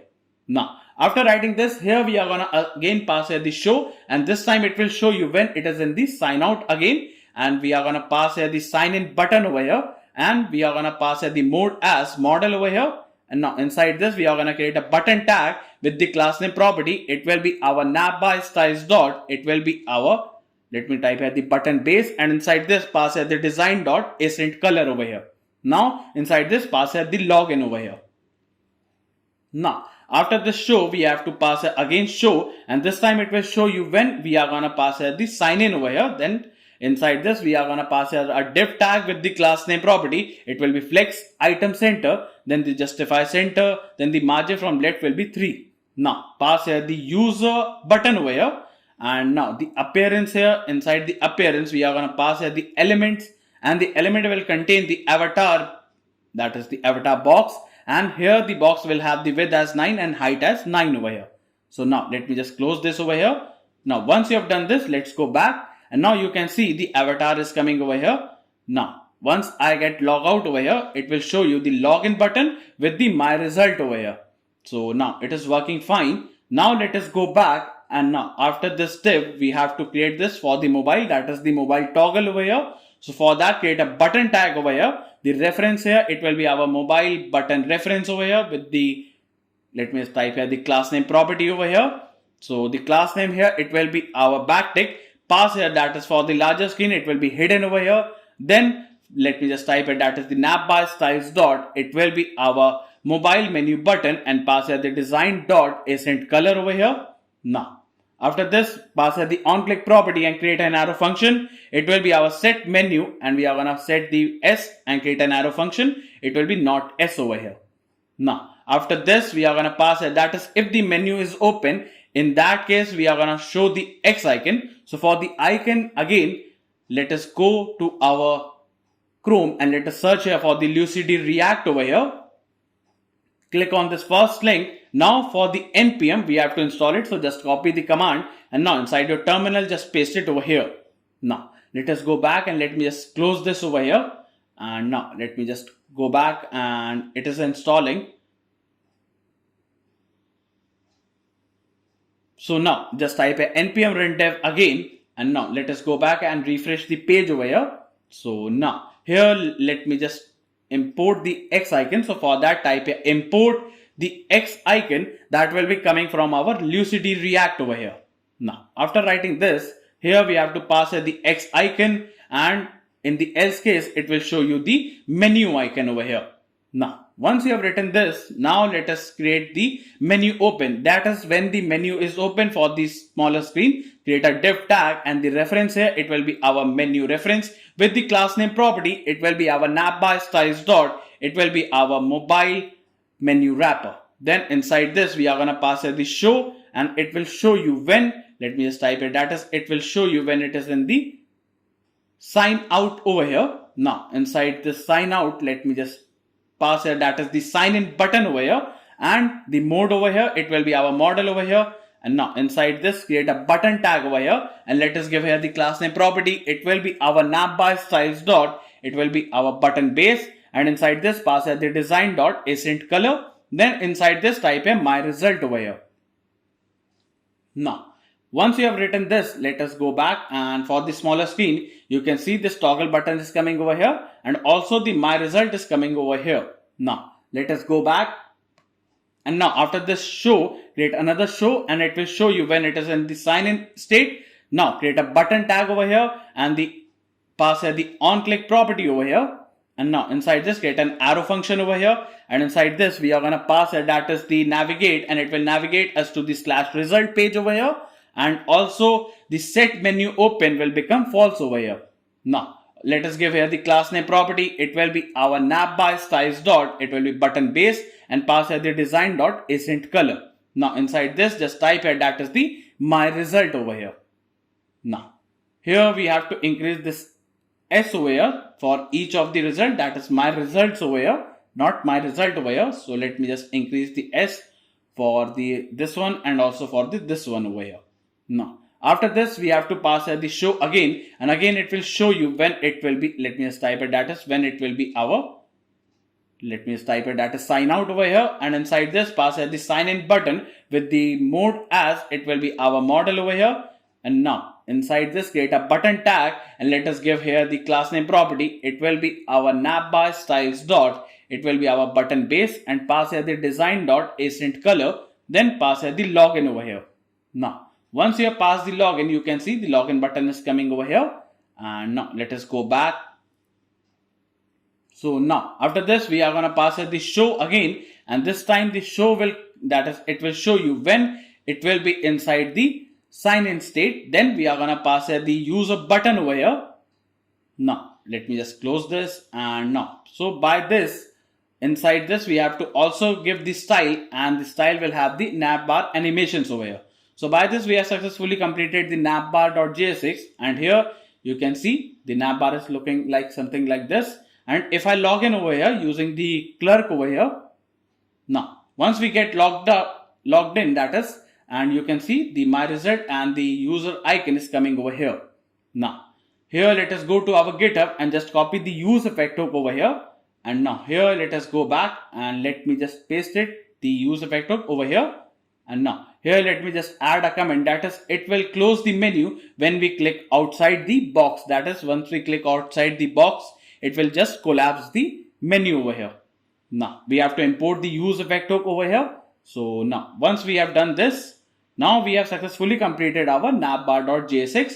And now let me just test this property. Now if I click outside the box, it is collapsing the menu over here. So it is working fine. And now let us go back. And now here inside the component, let us create another component, that is the sidebar.jsx. Inside this type a RFCE. Now let us go back to our GitHub inside the sidebar.jsx over here. And here we have to just copy the whole code is given to the GitHub. Just copy and paste it over here. Now once you have pasted this here, let me just scroll up over here. And now here you can see that is we have imported the storage key, that is we have defined the storage key over here that will be stored inside the local storage, and the tech icons, that is these icons are present over here. Then also the level, that is it will have the basic level, then the intermediate level with the advanced level over here. Then according to the level it will have the color, that is the basic color, then the intermediate color and the advanced color over here. Now for this request over here we have to create this, the use API. So for that we have to go to src, create a services folder over here. Inside the services create a API folder. Inside the API create the api.js file. Now inside this let us go to our terminal, and let me terminate it and type a npm install Axios package over here. Now after writing this, just type here again npm run dev over here. And now here we have to type it, that is import the Axios that will be coming from our Axios package over here. Now after writing this we have to type it, that is import the use auth that will be coming from our clerk React. Then type here, that is the const. Let us go to our admin, the services, the api.js, and let me just copy the base URL over here, and let me just paste it over here. Now once you have pasted this, just type here, that is we are going to create the Axios instance over here. So just type here, that is the const API client is equals to Axios.create over here. And now inside this we are going to create the base URL that will contain the base URL, and the headers will contain the content type, that is the application/JSON over here. Now once you have done this, here we have to type it, that is the export const. It will be our use API is equals to, and create an arrow function over here. Inside this type it, that is the const get token is equals to use auth over here. So here we are going to get the token from the use auth. Then type a const request is equals to, it will be our let me type here that is the an async function, and we are going to pass at the endpoint. Then the method here, it will be defined as the get method over here. Then the body here, it will be defined as null over here. And now create an arrow function over here. Inside this, we have to type it that is the const token is equals to, we are going to get it by the get token function. And now we have to type it that is the const, it will be config is equals to, inside this, we are going to pass the URL as endpoint. Then the method will be passed as it will be our method dot to uppercase over here. Now we are going to pass here the data that will contain the body and then the headers, and the header will contain over here the token. If it is found, it will be our authorization, and the authorization will have the backtick, the bearer, and then we are going to pass here the token for the user authentication over here. If the token is not found, it will be empty over here. Now after this, we have to create a try catch block over here. Inside the try block, let us type here that is the const response is equals to, it will be our await keyword, it will be our API client, and here we are going to pass the config over here. Then it will return a response.data over here. In case of an error, we have to pass the console.error, and the error will say that is the Axios error over here. And here we are going to pass here that is the error over here. It will be our error dot, it will be response dot data dot, that is if it is the data, or it can be error dot message over here. Then it will throw a new error over here, and the error will say that is the error over here, that is the error dot response dot data over here, dot message over here, or it can be API error over here. Now after this, we have to just return over here the request over here. Now once you have done this, we have successfully created the API.js. Now for this, we have created this. So now we have to correct the import path for this one. So for that, let me just remove this, and here we have to type a that is the, it will be our dot slash over here. So let me just remove it and type a dot slash, it will be our services slash API folder slash API.js file over here. So now it is taking us to this page over here. So here we have used this use API. So it is taking us to this page over here. Now, after this, after defining this, we have created this is signed in, that will give you the use user. Then the open sign in will use the sign in model if it is not found. Then the show login model will show you the login model if the user is not logged in over here. Now, after this question data will contain the question that will be coming from our server side. Also the technologies that will be coming and uploaded by the admin panel will be coming over here. Then the show submit model will show you a pop-up for the submission of the model. Also to restart, it will again show you a model to restart the quiz that you want. So both of the model for the submit and quiz restart will be shown over here. Now to handle the home click, that is once we click on this button, it will take you to the home page over here. So it will help you in selecting the technology by that particular screen over here. So if the timer gets stopped, that is the timer will get stopped if the user switches to another quiz over here. And here we are going to load the safe state, that is if the user has logged out from a particular quiz, he will be redirected. Once he get back, he will be redirected to that particular quiz having these details that has been submitted earlierly. So these are the things, it will be refresh over here that time. So now after writing this here, let me just scroll down, and here we are going to load the saved state for that particular user once he get back and once he get back logged in over here.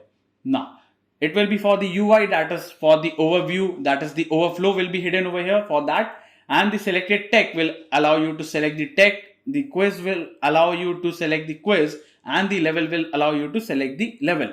Now the time will allow you to select the time, that is the time will be running once you select a particular quiz, and the quiz will start by this particular state over here. Now this function get level for tech will give you the level for that particular tech over here. Then to get initial progress for that particular tech, after the submission, it will give you the progress for that particular tech over here. Is submitted will allow you to submit the quiz over here, and also the show result will allow you to show the result over here. Then the is logged in will manage the state, that is the user is logged in or not. Then the completed quiz will allow you to complete the quiz, and the progress by tech will be shown for that particular tech, the progress will be shown over here. The review mode will show you the questions that is in the review mode. So it will show you that is the answers and the wrong one and the corrected answers you have given over here in the review mode over here. Now, again, this is for the UI, that is the helper function to select the first answer you have given over here and the last question you have completed will be given over here by this over here, this function. So let me just add a comment, that is it will give you the first and the last question you have attempted over here.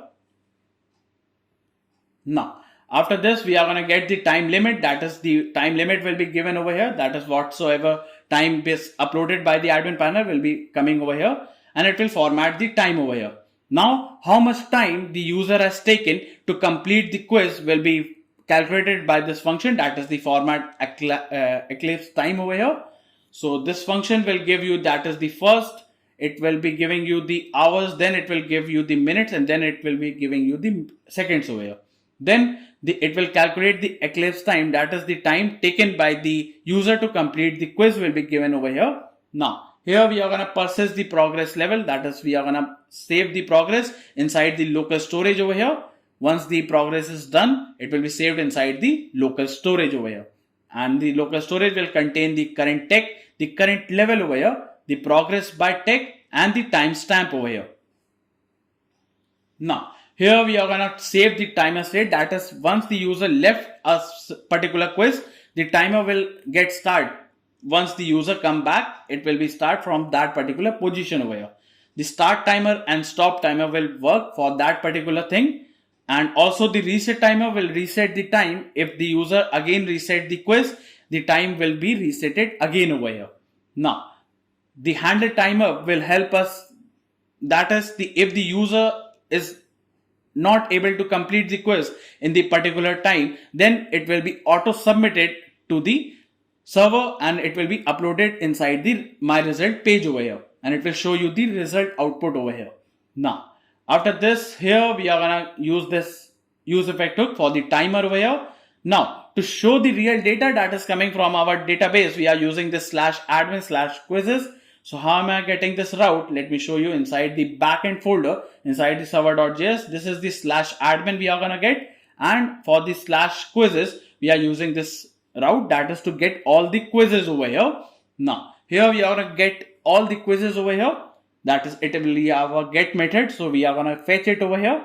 So now, let me just scroll down, and here we are going to get these details. That is the tech ID. Then we are going to take the name of the tech.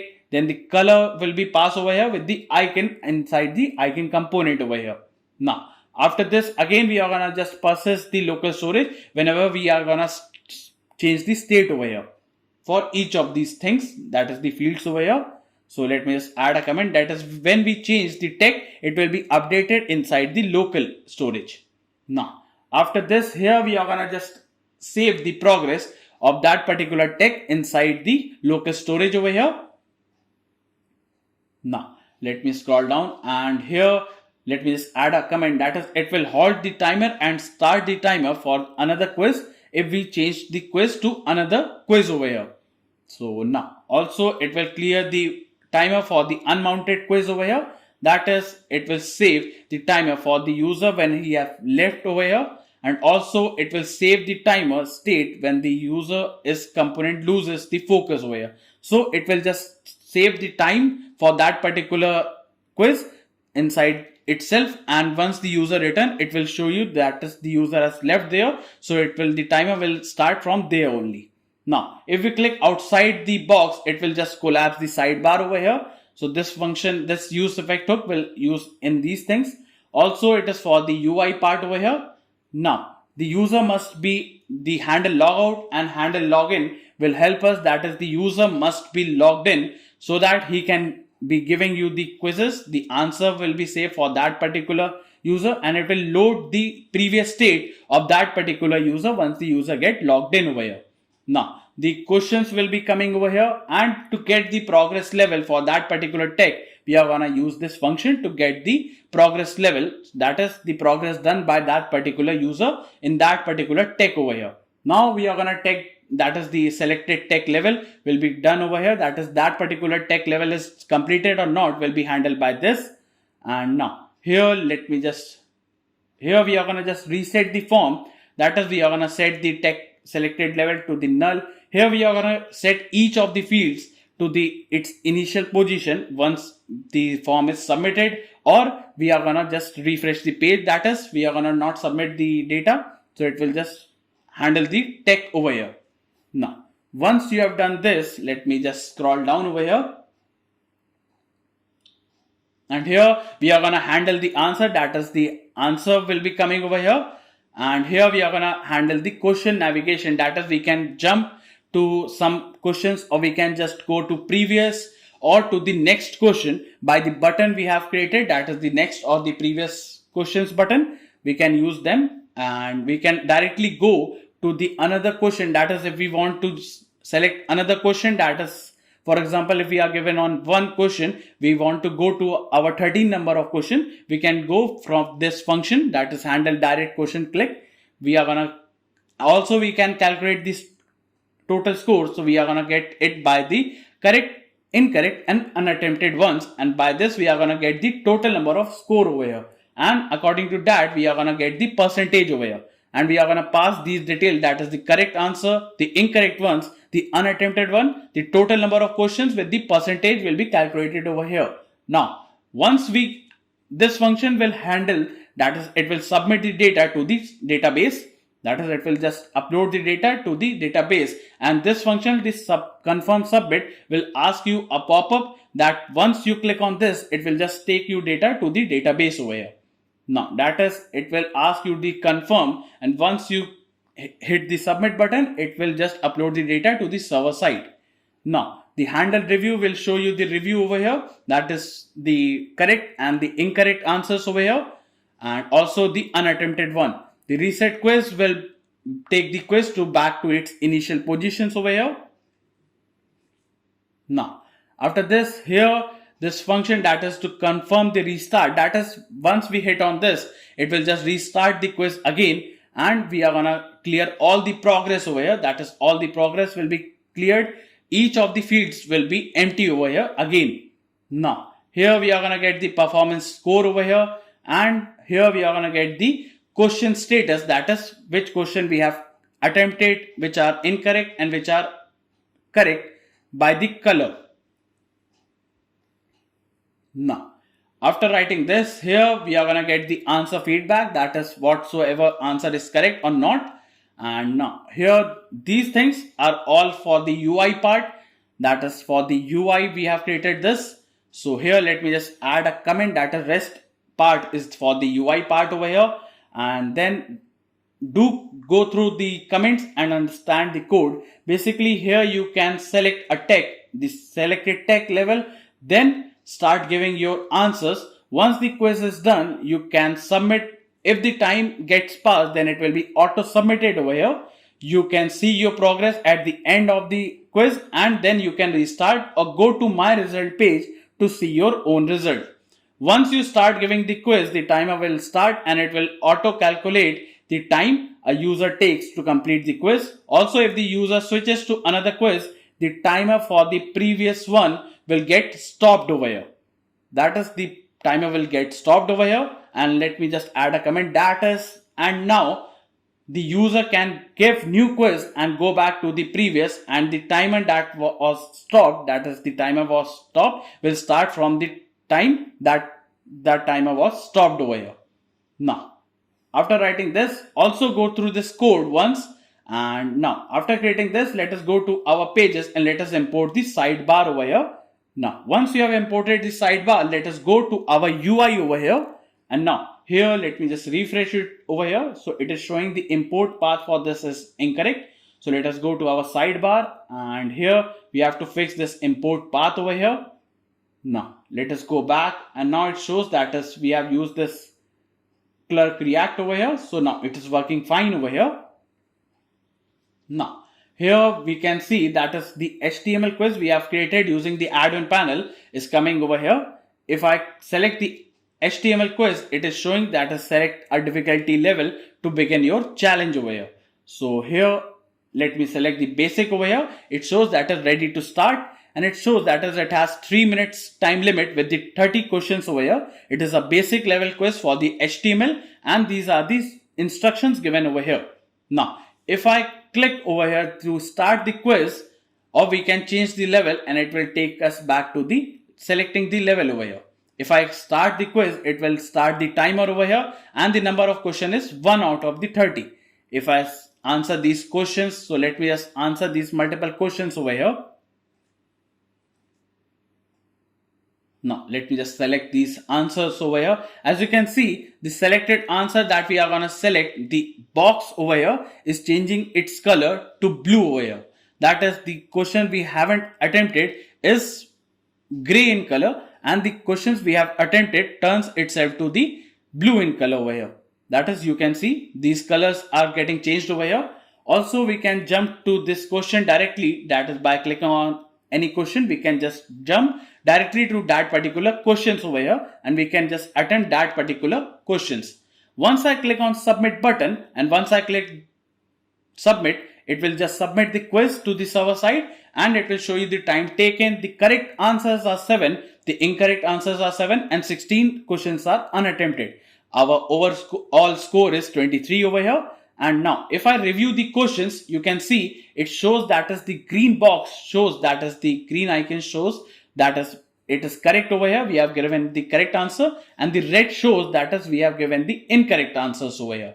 Now also the yellow box shows that is we have unattempted the questions over here. Now if I hit on restart the quiz, it will again ask you to restart it over here.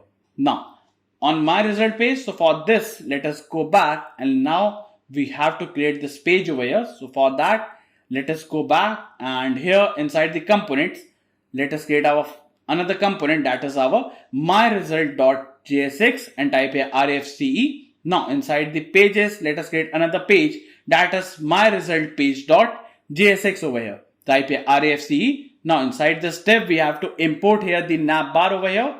Now also we have to import the myresult over here.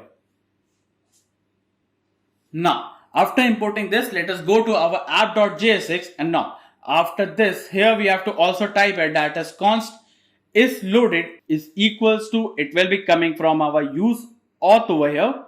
Now, inside this, we have to also type it that is if the is loaded doesn't happen, in that case, we are going to return null over here.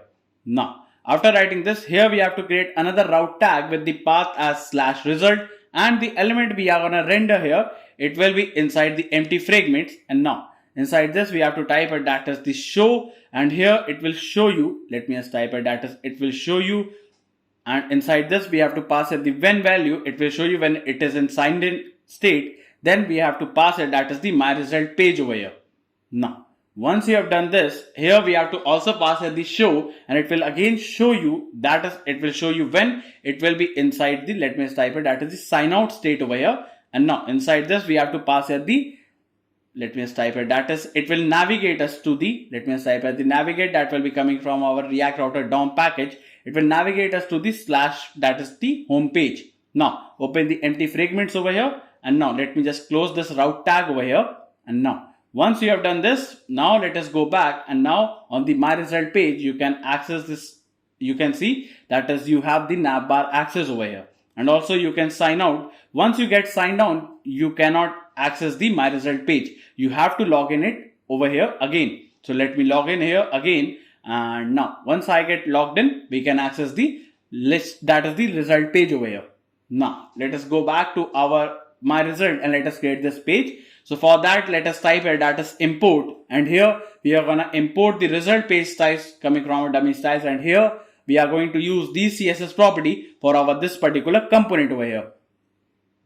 Now also we have to import here the result page animation with the get color classes, also with the color classes over here, and also we are going to get the get batch color, that is the classes over here, and get batch text over here. Now after this we have to import here the use API coming from our service, that is the api.js file over here. Now after this, here inside this we have to create a small component over here. So for that, just type here that is it will be our const batch is equals to, it will be, and here we have to pass here that is the percentage and then create an arrow function over here. Inside this, just type it as the const classes is equals to get batch classes, and inside this we are going to pass the percentage, then type it as the const text is equals to get batch text over here, and again we are going to pass the percentage over here. Now after this we have to just return over here and return a span tag with the class name property. It will be our, let me just type it as, it will be our classes, and here we are going to pass the text over here. Now after creating this, again we have to create a small component that is for the stripe card, and inside this we have to type a data function strip card, and inside this we have to pass here the item, then we are going to pass here the open and also the on toggle over here. And now inside this, let us go to our GitHub over here, and inside the my result page.jsx, here let me scroll down, and here let me just copy this, copy this function, that is this function, the strip card, and let me just copy the functions over here and let me just paste it over here. Now once you have pasted these things over here, and now let me just scroll up, and here we are gonna take this percentage over here, and then we are gonna get the color key over here, and now we are gonna format the date over here, that is inside the to local date string over here. Then we are gonna take the formatted time taken, that is how much time is taken over here, and it will be calculated over here. Now it will give you the response as hours, minutes and seconds over here. So the output will be like hour, minutes and seconds when it comes to the formatting in the time over here.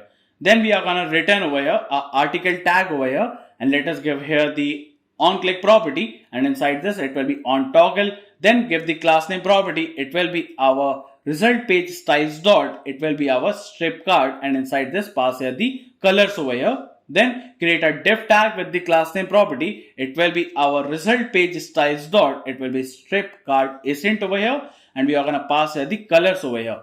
Now after this div, we have to create another div tag with the class name property, it will be our result page styles dot, it will be our strip card content over here.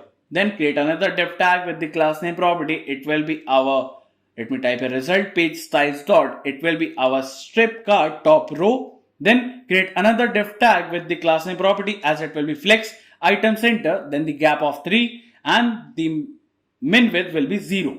Then inside this create another div tag with the class name property, it will be our result page styles dot, it will be our strip card icon container, and pass here the colors over here. Then inside this we have to create a span tag, and let us give here the class name property over here, and it will be our result page styles dot, it will be our strip card icon text. Inside this pass here the item dot, it will be our title dot, it will be our split, and here we are gonna split with a space over here for the first index and also for the 0th index over here if found.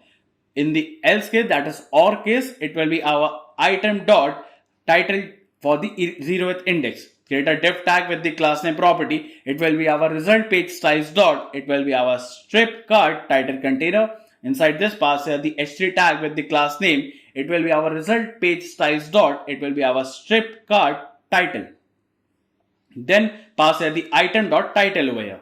Now after passing the title, we have to create another div tag with the class name property, it will be our result page styles dot, it will be our strip card subtitle, and let us pass here the item dot, it will be our total questions, and pass here the questions over here. Now once you have done this, create another div tag after this div, and now give the class name as result page styles dot, it will be our strip card percentage container, and now create another div tag with the class name property, it will be our result page styles dot, it will be our strip card percent, and pass here the colors over here. Now here we have to pass here the percent with the percentage sign over here. Now after this create another div tag with the class name property, it will be our result page styles dot, it will be our strip card badge container, and inside this pass here the badge over here with the percent, as it will contain the percent over here. Now once you have done this, after this div we have to go to our GitHub, and let me just copy these lines of code over here and let me paste it over here. Now let me just remove these brackets over here, and now after this here let me scroll up, and here it will show you the time taken over here, and it will show you the date when it was created, the unattempted ones, the incorrect ones, that is the wrong answer, the correct answer will be coming over here, and according to that we are going to get the stats over here, that is the statistic over here. Now, so by this we have created this strip card. Now for the my result, let us go back to our GitHub over here, and here let me scroll up and just copy these functions over here. Now we have to just copy it till, let me just copy it till this, and now let us go back and paste it over here. Now once you have pasted this, let me scroll up, and here we have created this request over here. Now here we have to import the use state hook over here, and the result will contain the result that will be coming from the server side, that is, it will be stored inside the DB and it will be coming over here. We are going to make the key over here for this, that will contain the ID with the title, and show all will show you all the result for that particular tag over here, and toggle will allow you to toggle over here. Now that is to toggle all the result to show all the result over here. We have to import the use memo hook over here, and here we are going to get these details over here. Then we have to import the use effect hook, and here we are going to create this function load result, that will be an async function. It will be done on this route. And how am I getting this route? It will be our slash result that is defined over here, and to get my result, that is, it will be on this route slash my result over here. It will be our get method. So we are going to pass here the request over here, and here we are going to get these details over here. And now again for this heading title, we are going to get the heading title over here, that is for that particular quiz title. It will be coming over here, and the group will give you the group over here. Now for the UI part, create a div tag, and let us give here the class name property. It will be our result page styles dot container. Then create another div tag with the class name property. It will be our result page styles dot inner container. Then we have to create a header tag, and let us give here the class name property. It will be our result page styles dot, it will be header. Then we have to create another div tag with the class name property. It will be our result page styles dot header box over here. Now we have to create a h1 tag with the class name property. It will be our result page styles dot. Here we have to pass here, that is the header title, and inside this pass here the heading title over here. Now once you have done this, we have to pass here the object dot entries over here, and here for the group over here we have to dot map over here, and here we are going to map here, that is the track over here, then the items, and now create an arrow function over here. Inside this we have to pass here, that is a section tag, and let us give here the key property. It will be our track with the class name as, it will be our result page styles dot, it will be our track section. Then we have to create a div tag with the class name property. It will be our result page styles dot, it will be track header. Then inside this create a h2 tag with the class name as result page styles dot, it will be our track title. And inside this we are going to pass here, that is the track, and then we are going to type here track over here. Now after writing this, let us go back, and now on the, let me just close this over here, and now for the MongoDB, here let it get connected to the cluster over here. Now inside the tech quiz, here the result we have just created once we have submitted the quiz is created over here. That is for this particular user, the technology is HTML, and for that particular user ID, this result has been created over here. It has these details over here, the level, the total number of questions, the correct and wrong one. So let me just close all of this over here, and now it will show you, that is the HTML track will be coming on the UI over here. Now after this we have to create another div tag with the class name as result page styles dot, it will be our cards grid. Then inside this pass here the items dot map, and here we are going to map here the R, that is the result, and create an arrow function, and pass here the strip card with the key as, it will be our make key, and pass here the R over here. Then the item will contain the R, and the open will contain, that is not open states over here, and pass here the make key for the result, that is the R over here. Then the on toggle will, and inside this create an arrow function over here, and pass here the toggle over here, and it will be done for the make key, that is for the R, that is for the result over here. So now let me just close this, and now after creating this, let us go back, and now you can see the card is coming over here, that will contain the HTML basic quiz. The number is shown as 23%. We need work over here, then the correct and the wrong, and the unattempted will be shown over here. The date is 16 March, and the time taken is 52 seconds over here. Now after creating this card, now after this div, we have to create a style tag and pass here the JSX over here. And inside this, just pass here the result page animations over here. Now, after writing this, we have successfully completed the my result page. And now the animation is looking something like this. The hover effect is coming over here and the background shadow is over here. Now, here, let me just go. And by this, we have successfully completed our whole project now. So let me just close all of this. And now let us go back and let us test the whole project over here. So first, let me just go and create another quiz. So for that, let us go and log in on the admin. Let us create another quiz for the Python and it will be for 1 minute. And let me just upload the Python basic questions over here. And you can see the questions preview over here and create the quiz over here. Now, once the quiz is created, it will be shown over here. Now, let me refresh it over here. And now you can see the Python quiz is coming over here.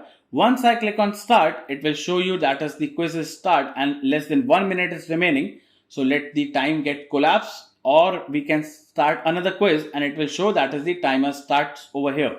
Now, for the Python where we have left, it gets started from the time we have left over here. So here, let me just fill in these questions over here and let the time get passed over to the 1 minute.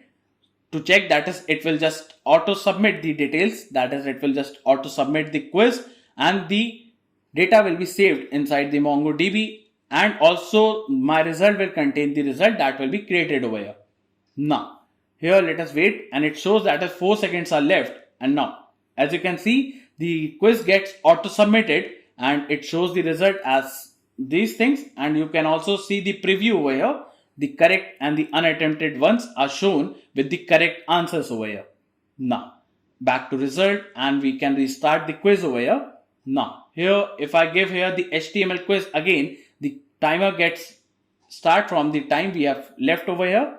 And if I submit it, it will show you one correct only. Now, on the my result page, the HTML basic has 2 results that we have created and the Python result is also coming over here. Now, on the admin panel, the Python basic has these questions. Now, if I just upload another Python basic and this time the time limit, it will be, let us keep it 3 minutes. And here, let me upload the Python advanced over here that will contain the 100 questions over here.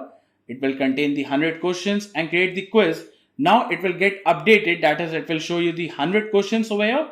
And on the home page, here you can see the Python basic will have 100 questions and the time limit is upgraded to 3 minutes over here.